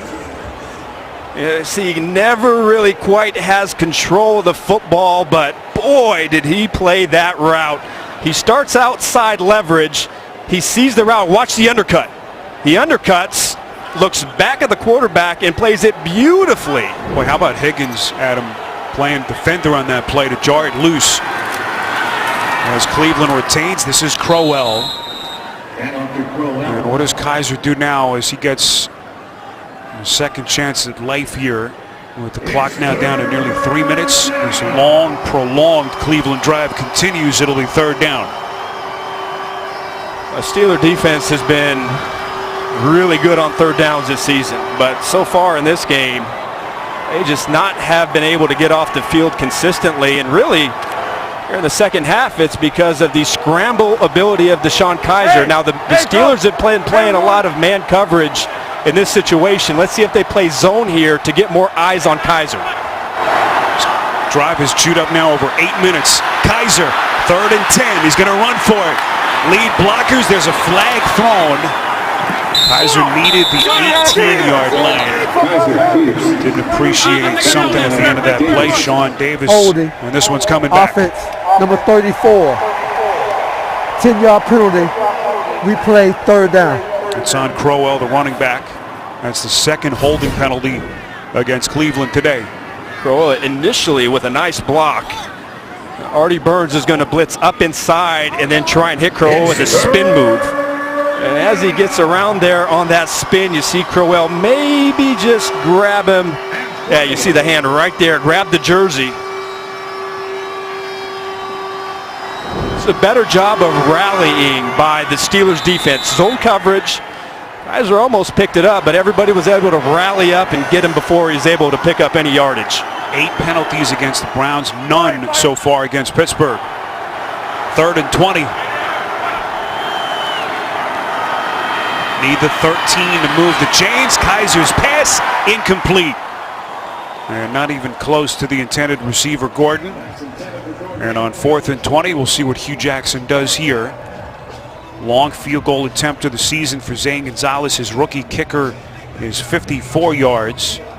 And now Gonzalez, the young man they took with their 7th overall pick, will come out and will attempt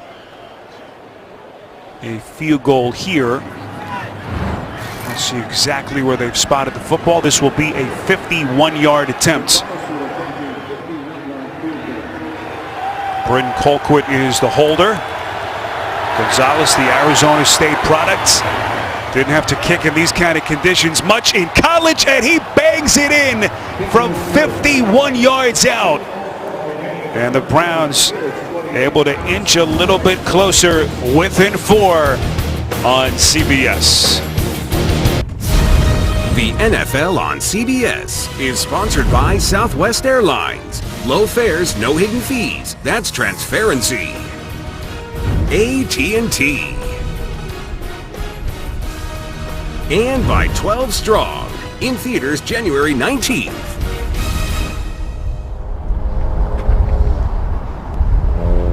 Some of the pretty views of Pittsburgh downtown from the Duquesne Incline, located just on the other side of the Allegheny River. Incline about 800 feet long and 400 feet high. Some beautiful shots of the Pittsburgh skyline. The sun continues to peek through the clouds. Happy New Year. Nice to have you with us for this regular season finale from the Steel City. 4-point Steelers lead. This is Fitzgerald, Tucson. Crosses the 20, and we'll have the Steelers starting at about their own 23 when we come back. Now the confluence of the three rivers outside Heinz Field. The water's starting to come to a freeze with temperatures in the single digits at kickoff on this New Year's Eve day, New Year's Eve afternoon, I should say, from Pittsburgh. 28-24. Steelers with under 2 minutes to play in this third quarter. Here's Landry Jones, who's completed 10 straight passes over the middle. This is Juju Smith-Schuster. 122 return yards in this game and 127 receiving. He picks up 6 more. We asked Mike Tomlin about the decision to rest Ben Roethlisberger and Le'Veon Bell, and he said it was an easy call. And keep in mind, Adam, they've had injury issues to both Antonio Brown and Le'Veon Bell each of their last 4 playoff runs, as this pass from Jones to Toussaint is ruled incomplete. And so we asked Tomlin about it yesterday, and he said, look, if I can airmail those guys all healthy to our first postseason game, he kind of gave us a look as if to say, you kidding me? It was really an easy decision he made. Yeah, you know, I get the argument that you have a chance to play for home field, but when you look at it, this team really has the makings of doing something well. And I think whether you're on the road, at home, the key is for these guys is to get everybody healthy. Let's get our superstars on the field and then maybe worry about if we're going to play at home or away. AFC North champs for a 3rd time in 4 years, 6th time they've done it in Tomlin's 11 years here, as Martavis Bryant builds on his numbers on the day. Bryant with his 5th catch, he picks up 17. He's got 57 yards receiving and a first down for the Steelers. Really nice protection, and give Jones a lot of credit. Standing in there against the Cleveland Browns blitz, and he steps right up in there in the pocket and hits Bryant with perfect timing over the middle. So Landry Jones starting to pick up some steam here, 17 to 21. He fumbles the snap, and Jones averting disaster as he falls back on it back at the 34-yard line. You know, just to get back to Martavis Bryant, what a up and down year it's been for him. A low snap. I think you got to remember we're working with our 3rd center right here, Chris Hubbard, who had to come in for B.J. Finney, who was playing for Marquise Pouncey. So good chance you're going to have some snap issues. So it's a loss of 9, and that results in officially the 3rd team sack for Greg Williams' defense. Could be the final play of the quarter. Jones taking a low snap. Underneath, and it is caught. It's Grimble with his first reception of the day. We are through 3 in Pittsburgh in a 4-point Steelers lead. Heinz Field, downtown Pittsburgh on this New Year's Eve, 28 to 24. Steelers in front of the Browns. Steelers at the moment the number 2 seed in the AFC. Can finish no lower than that 2 seed. It appears as though that's where they will be, with New England comfortably in front at home over the Jets. Another bad snap. I know that B.J. Finney had to leave the game, so Chris Hubbard, who had not taken a snap at center this season, and clearly right now having some issues in the exchange with Landry Jones. The first one was low, and this one is going to be to Jones way to his right. He can't barely get to his right hand on that, and it was starting to be a pretty promising drive. 2 bad snaps, and it's almost understandable. You know, Hubbard is not a center by trade. He's a utility guy that's kind of pressed in there for emergency action. They lose 11 yards on that play, and it's got to be frustrating. Here's Landry Jones finally waiting for his chance. Only his 5th career start in 5 years, and then his starting center goes down, who, by the way, is a backup for the Steelers. And something that they're going to have to figure out here. Fair catch signaled by Peppers, 36-yard punt. The NFL on CBS is sponsored by Domino's. Order online at Domino's.com. And by State Farm, here to help life go right.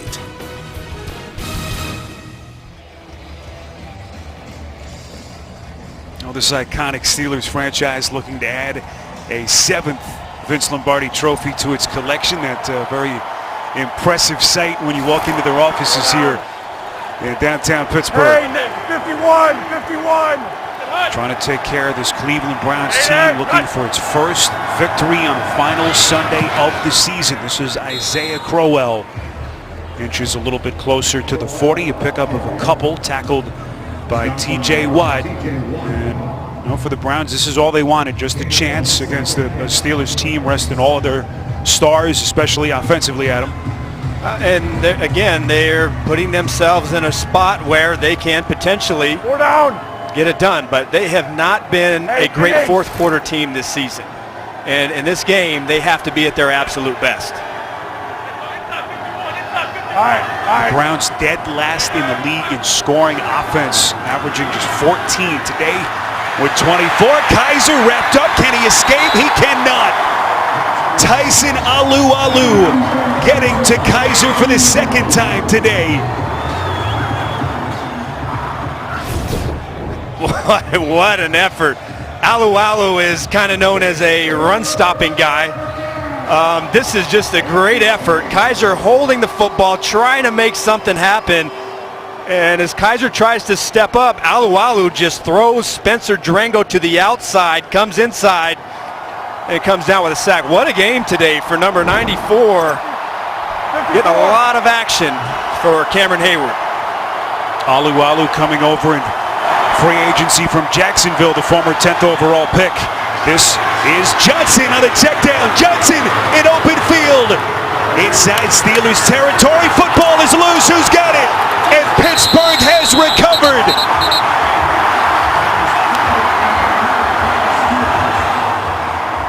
William Gay jarred it loose. A defensive gem as Mitchell with the recovery.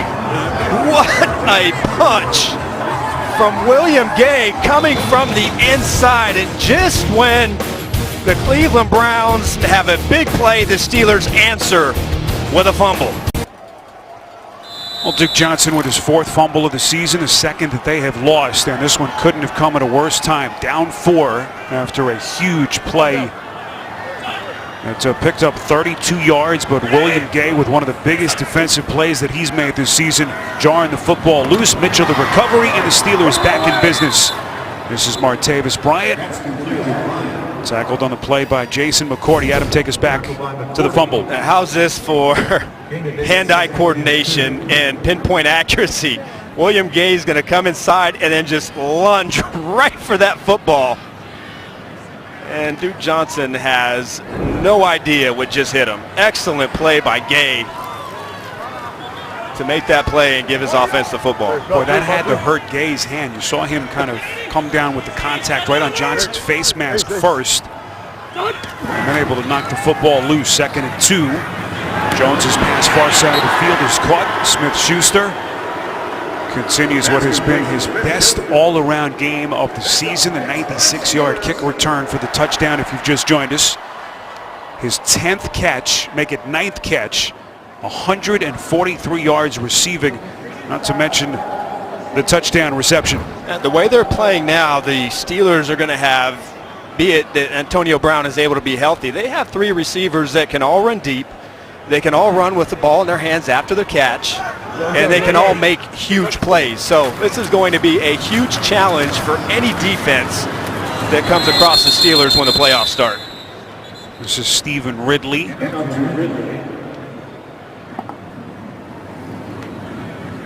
So Smith-Schuster obviously making a name for himself this season in the NFL. Over the 100-yard mark for the 3rd time this season. He had that monster 193-yard game of 7 catches against Detroit back in Week 8. And so what an afternoon he's putting together here in Week 17. Jones play action, fakes the handoff to Ridley. And the tight end James, who's been quiet, a pickup of 2, tackled by Jamar Taylor. But don't sell this Greg Williams Cleveland defense short. They've given up some big plays in this game, but they've been a unit that has fought and have made a lot of strides from the defense that we've seen from the Browns the last couple of years. They have, and here's the one thing is that it's been the one catastrophic play at a just terrible time in the game where they get caught in a blitz or somebody hits them for a big play. You know, that's kind of been what their Achilles heel has been this season.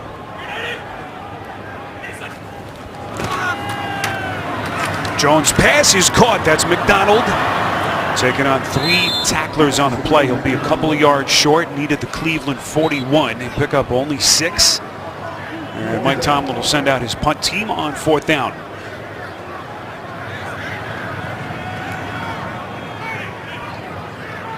So Greg Williams' defense does its job. Able to get off the field, and this will be Jordan Berry, the 30-year punter out of Eastern Kentucky, to boot it away from his own 45.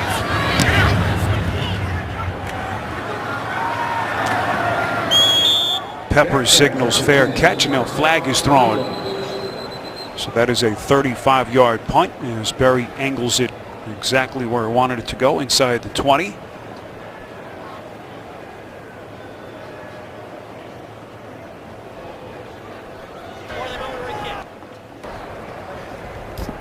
Member of the kicking team voluntarily going out of bounds, number 27. 5-yard penalty after the end of the kick. First down. That is the first penalty against the Steelers in this game at the 9:14 mark of the 4th quarter. Impressive.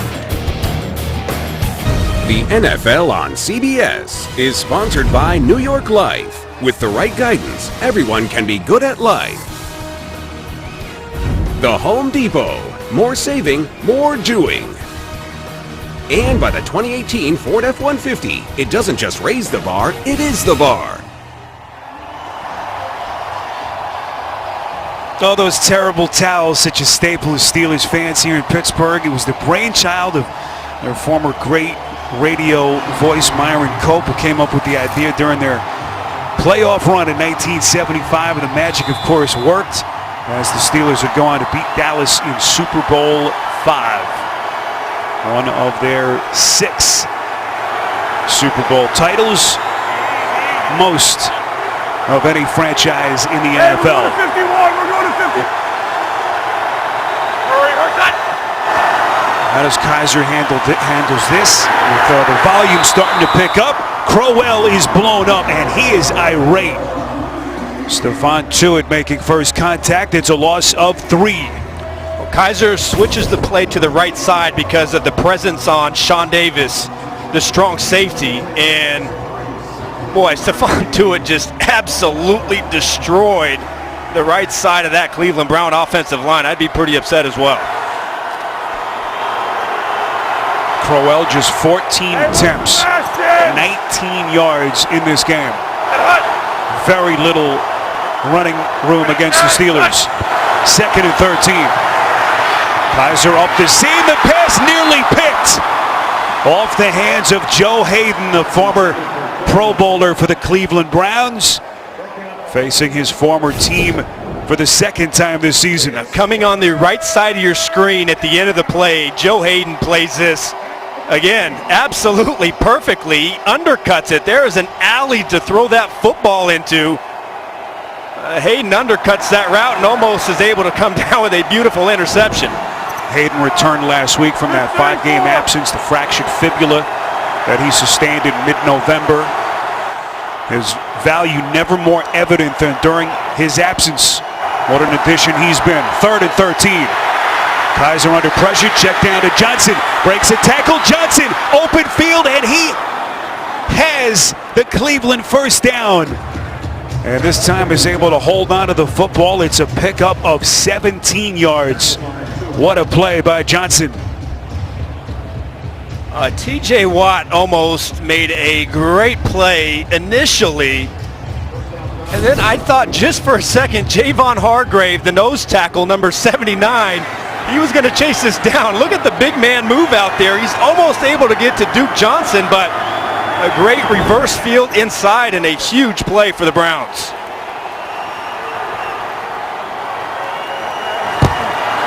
Clock running inside of 8 minutes as Johnson is cut down. Mike Hilton able to sneak through that Cleveland offensive line and getting Johnson around the ankles, a loss of 4. Boy, he really is a nice blitzer, not only in the run-pass game. Kaiser holds this to the last possible second. Halfback draw, and Hilton reads it perfectly. Great timing right there by Keith Butler, the defensive coordinator, to send Hilton, and he makes another play in the backfield. Smallest guy in their roster, undrafted, joined their practice squad late last season. and then won the starting nickel job in training camp back in August. Here he comes. Here comes Hilton again off the edge. Johnson is there to pick it up. Kaiser's pass on 2nd and 13, incomplete. You see Gordon screaming for a flag that never came, and now there is a late penalty marker thrown. It was William Gay on the coverage. Holding. Defense, number 22. 5-yard penalty, automatic first down. So Gordon gets his wish. Zone pressure number 22 right there. You see the hold right around the hip of Josh Gordon. And I thought that was a pretty good call. Very subtly done by Gay, but a good call by the officials all over it. And only the second penalty against the Steelers. Under 7 minutes left. Yeah. Can the Steelers find that ever-elusive first win here in Week 17? Kaiser hit on the throw, and that pass is intercepted. Sean Davis. Pressure coming from Artie Burns, and Kaiser forced into another pick.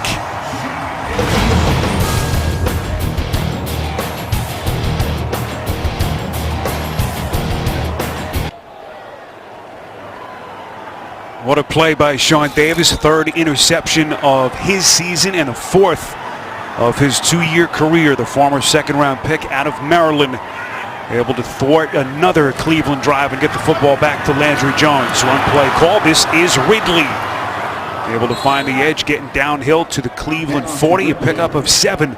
Adam, take us back to the interception. Well, they absolutely fooled him, showing pressure here, but then they're going to bring it here, and Duke Johnson releases on a passing route. So either Kaiser didn't check it or Duke Johnson did not recognize the blitz. One of those two things happened, but that's because of the clever disguise of the Pittsburgh Steelers defense, and they forced Kaiser into the interception. 4th straight game that Keith Butler's defense has posted a pick, and this one couldn't have come at a better time for the Steelers. 2nd and 3. Jones playing behind a makeshift offensive line. Chris Hubbard, if you've just joined us, having to move over to center where he had not taken a snap this season. That was because B.J. Finney, who was starting for Marquise Pouncey today. Pouncey, the Pro Bowler, given the day off, and Finney went down. So patchwork offensive line, and right now just trying to figure it out with a 3rd and 8 coming up. I thought for the most part they've done a pretty solid job. Remember, they're missing 2 Pro Bowlers, Marquise Pouncey and David DeCastro, who, you know, DeCastro was having a season unlike any other guard in National Football League. So those are 2 big misses on their offensive line. So I think they've done a pretty solid job. Another low snap. Jones pass finds the hands of Toussaint. And so he will be well short of the first down. He picks up only 2. And very little time coming off the clock as we come up on 5 minutes left. Now this game is starting to become a thing. 3rd bad snap, the 2nd low snap of the game. Jones does the best job he can to just pick that ball off of the ground and get it out of his hands as quickly as possible. But these balls are starting to get away from the center, Chris Hubbard, on a regular basis. Landry Jones, who led the Steelers to a come-from-behind win over Cleveland in the regular season finale last year. Open for another win here, but right now their lead at 4 as the play clock whittles down to 0. Steelers will take the delay of game here and try to get Jordan Berry Number 4, a little bit more space. That penalty is declined. 4th down. Penalty, however, is declined. And so Berry will kick it again here on 4th and 6.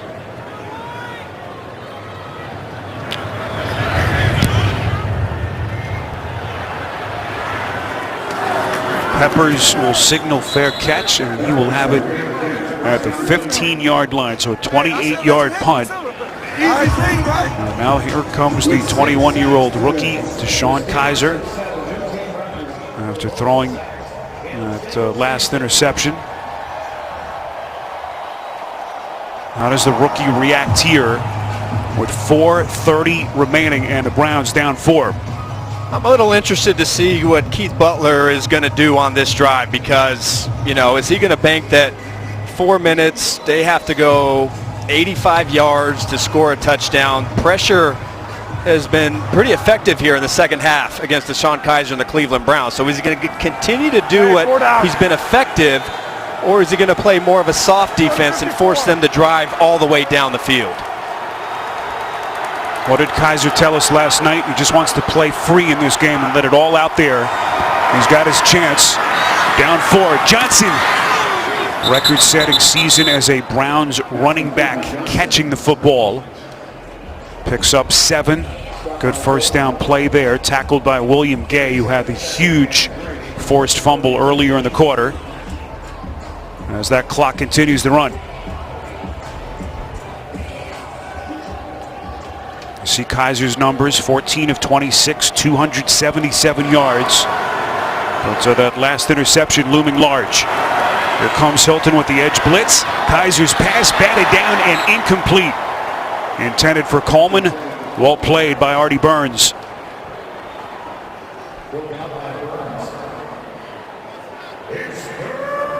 Burns, one of the other high draft picks in that Steelers secondary. And it will be 3rd and 3. We welcome those of you that have been watching other action around the league. Week 17, Steelers, Browns coming down the home stretch here in Pittsburgh. Steelers locked into that number 2 seed at the moment. And the Browns, of course, trying to avoid NFL infamy and avoid becoming the 3rd team since the merger to finish a season winless. Kizer's pass up to seam. It's caught. It's Gordon breaking free. Crosses the 45. Gordon inside Steelers territory and finally brought down by Hayden. Big pickup for Cleveland. A 33-yard catch and run by Gordon. The blitz off of DeShone Kizer's left side, and they're completely going to drop Josh Gordon in a simple little hitch route. Everybody clears out of the middle, and Kizer spots the flaw in the defense. He gives Gordon an accurate football, and Josh Gordon is able to go out there and do the rest. So a really nice pre-snap read and getting the ball out from DeShone Kizer. Josh Gordon over the 100-yard mark in what has been his best day in the 5 games since his return. Johnson running for the first down. And suddenly Cleveland is in business. This is your game summary. With just over 3 minutes to play. At one point Cleveland was down 21-7, but they have shown some fight here in week 17. They really have. 2 explosive pass plays. The defense has been able to get some turnovers. And here you go. DeShone Kizer has a chance at a game-winning drive. Kizer over 300 yards passing. Here's Crowell as he inches a little bit closer to the 30.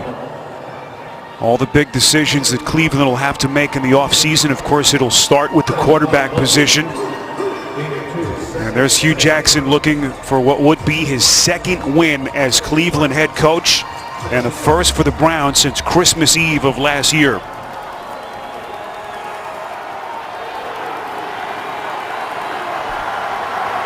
Hey, Reagan. Hey, Louie. Steelers showing another pressure look. 2nd and 7. Kizer under duress.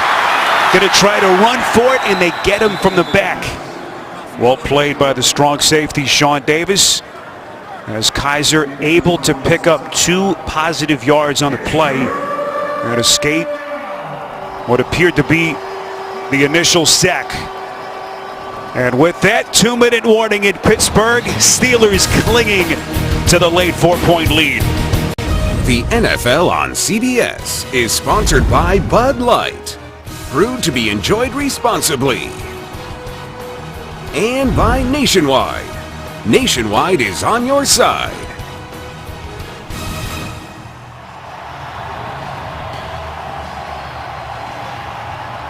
Final 2 minutes from Pittsburgh. Happy New Year from the Steel City.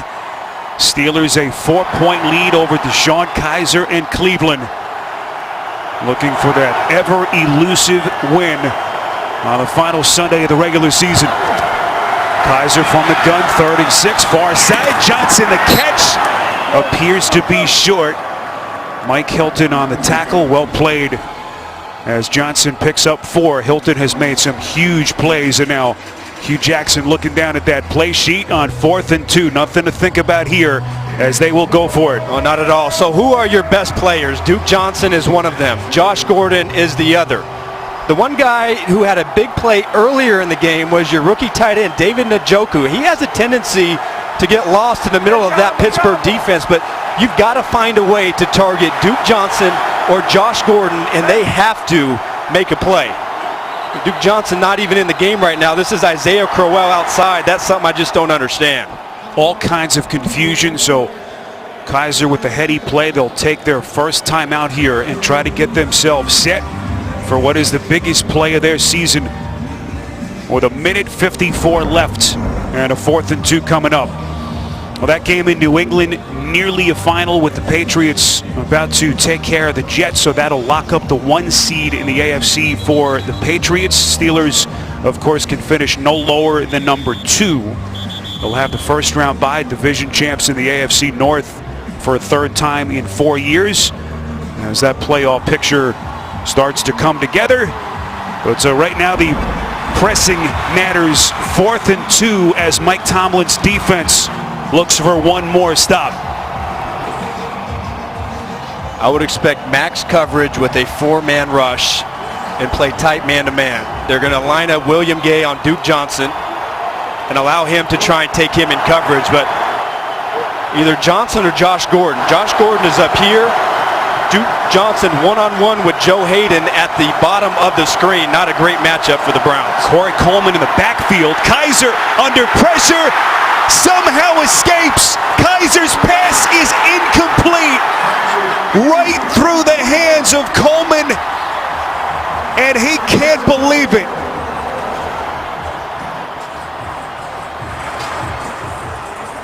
Oh, you got to catch that ball. You got to catch that ball. Kaiser does everything that he possibly can, and that one goes right through your hands. Incomplete pass, and what a disappointing end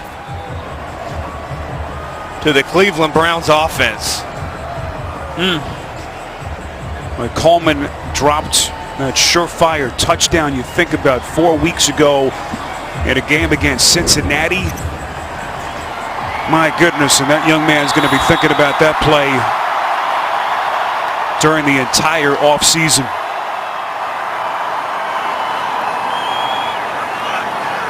Cleveland does have 2 timeouts left, and so the Steelers are going to need at least 1 first down here to put this game on ice. Stephen Ridley on the take, and the Browns will take a timeout here. Stop the clock at 1:42 to play in this 4th quarter.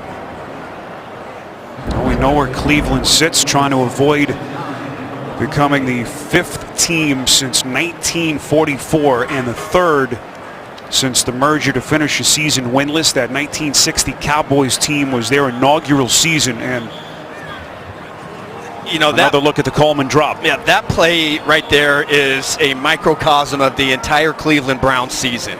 They've been in position in games, and on offense, they haven't been able to maximize and capitalize on their opportunities. On defense, they've given up back-breaking plays at really bad times.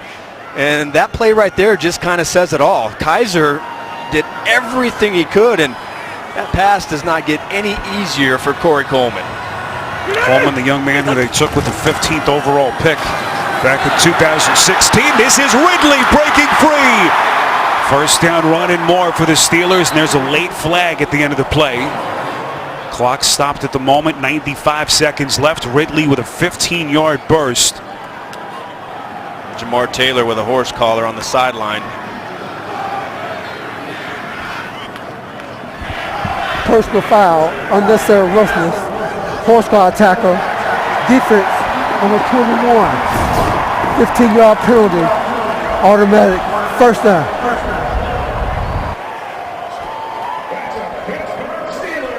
Ooh, you can see how close and how dangerous that play is, because you saw Ridley's left ankle almost get caught underneath the body of Jamar Taylor.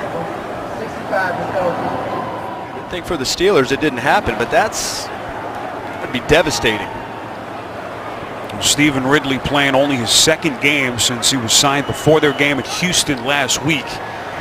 And as we mentioned earlier, the season-ending injury to James Conner, who had been Le'Veon Bell's backup. And Ridley has made some big plays in this game. One more carry here as Hugh Jackson and the Browns will take their final timeout. 91 seconds left. And Hugh taking an extra couple of peeks up at that clock. Hugh Jackson, proud football man, so respected around the NFL. Everything he's had to endure since taking over his Cleveland franchise last season. No doubt it's been a hard season for everybody involved, and it really shows the importance. This offseason coming up for Cleveland is massive because all the draft picks, all the cap space, they finally have to find out and address and get somebody to compete and play quarterback. But they've got a huge offseason, a great opportunity to draft and get some young talent on their football team, and it's so important that they hit on it and don't make any mistakes. On 2nd and 12, this is Ridley. Of course, they have a new general manager as of the opening week of December, John Dorsey, who constructed the current Kansas City Chiefs. He'll have some big decisions to make. And you just have to feel for Corey Coleman, the second-year wide receiver. A couple of big hands injured, broken bones to his hand, I should say, the last couple of years. Some words of encouragement from DeShone Kizer. No doubt. This one hurts. That's part of playing ball, that these things are going to happen, but there's no question that one stings. One more first down will end the game. And so a lot of time will come off the clock, even if they're short, which they are here, as Ridley is just able to get to the line of scrimmage. And the Steelers will be able to run the clock down to about 2 or 3 seconds here before they will spot it and decide what to do here on 4th and 13. There's Mike Tomlin. Well, you take the delay game and then you snap it, run around for a little bit and kneel on it and call it a day. Tomlin, Steelers division champs for the 6th time in his 11 years here in the Steel City. First round bye, as they will finish as the number 2 seed and start to make preparations for the postseason. Still 4th down. And there you have your answer. So they take that delay of game penalty. And the Cleveland Browns staring down the barrel of an 0-16 season. For the Steelers, it'll be the first time they've had a first-round bye since 2010, with a 2 seed that year, and then advanced to the Super Bowl where they lost to Green Bay. They'll hope for better fortunes this season. The Steelers have won it 28-24. Your final and football infamy for the 2017 Cleveland Browns. They joined the 2008 Detroit Lions as the only teams to finish a season 0-16.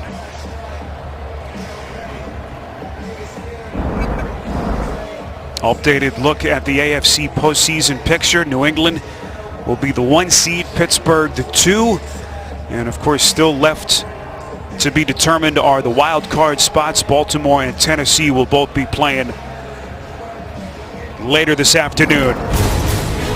What a day here in Pittsburgh. DeShone Kizer to Coleman, the catch that never was. Your final 28-24. Special thanks to our terrific crew, our producer Seller Shai, Jim Cornell, our director, our statistician Russ DeLynn, and Rich Gaynor, our spotter, Bill O'Brien, Scott Laube, and Wayne Richardson, as well as the rest of our crew. For Adam Archuleta, Spiro Dedes saying Happy New Year, so long from Pittsburgh. Coming up next, James Brown in New York.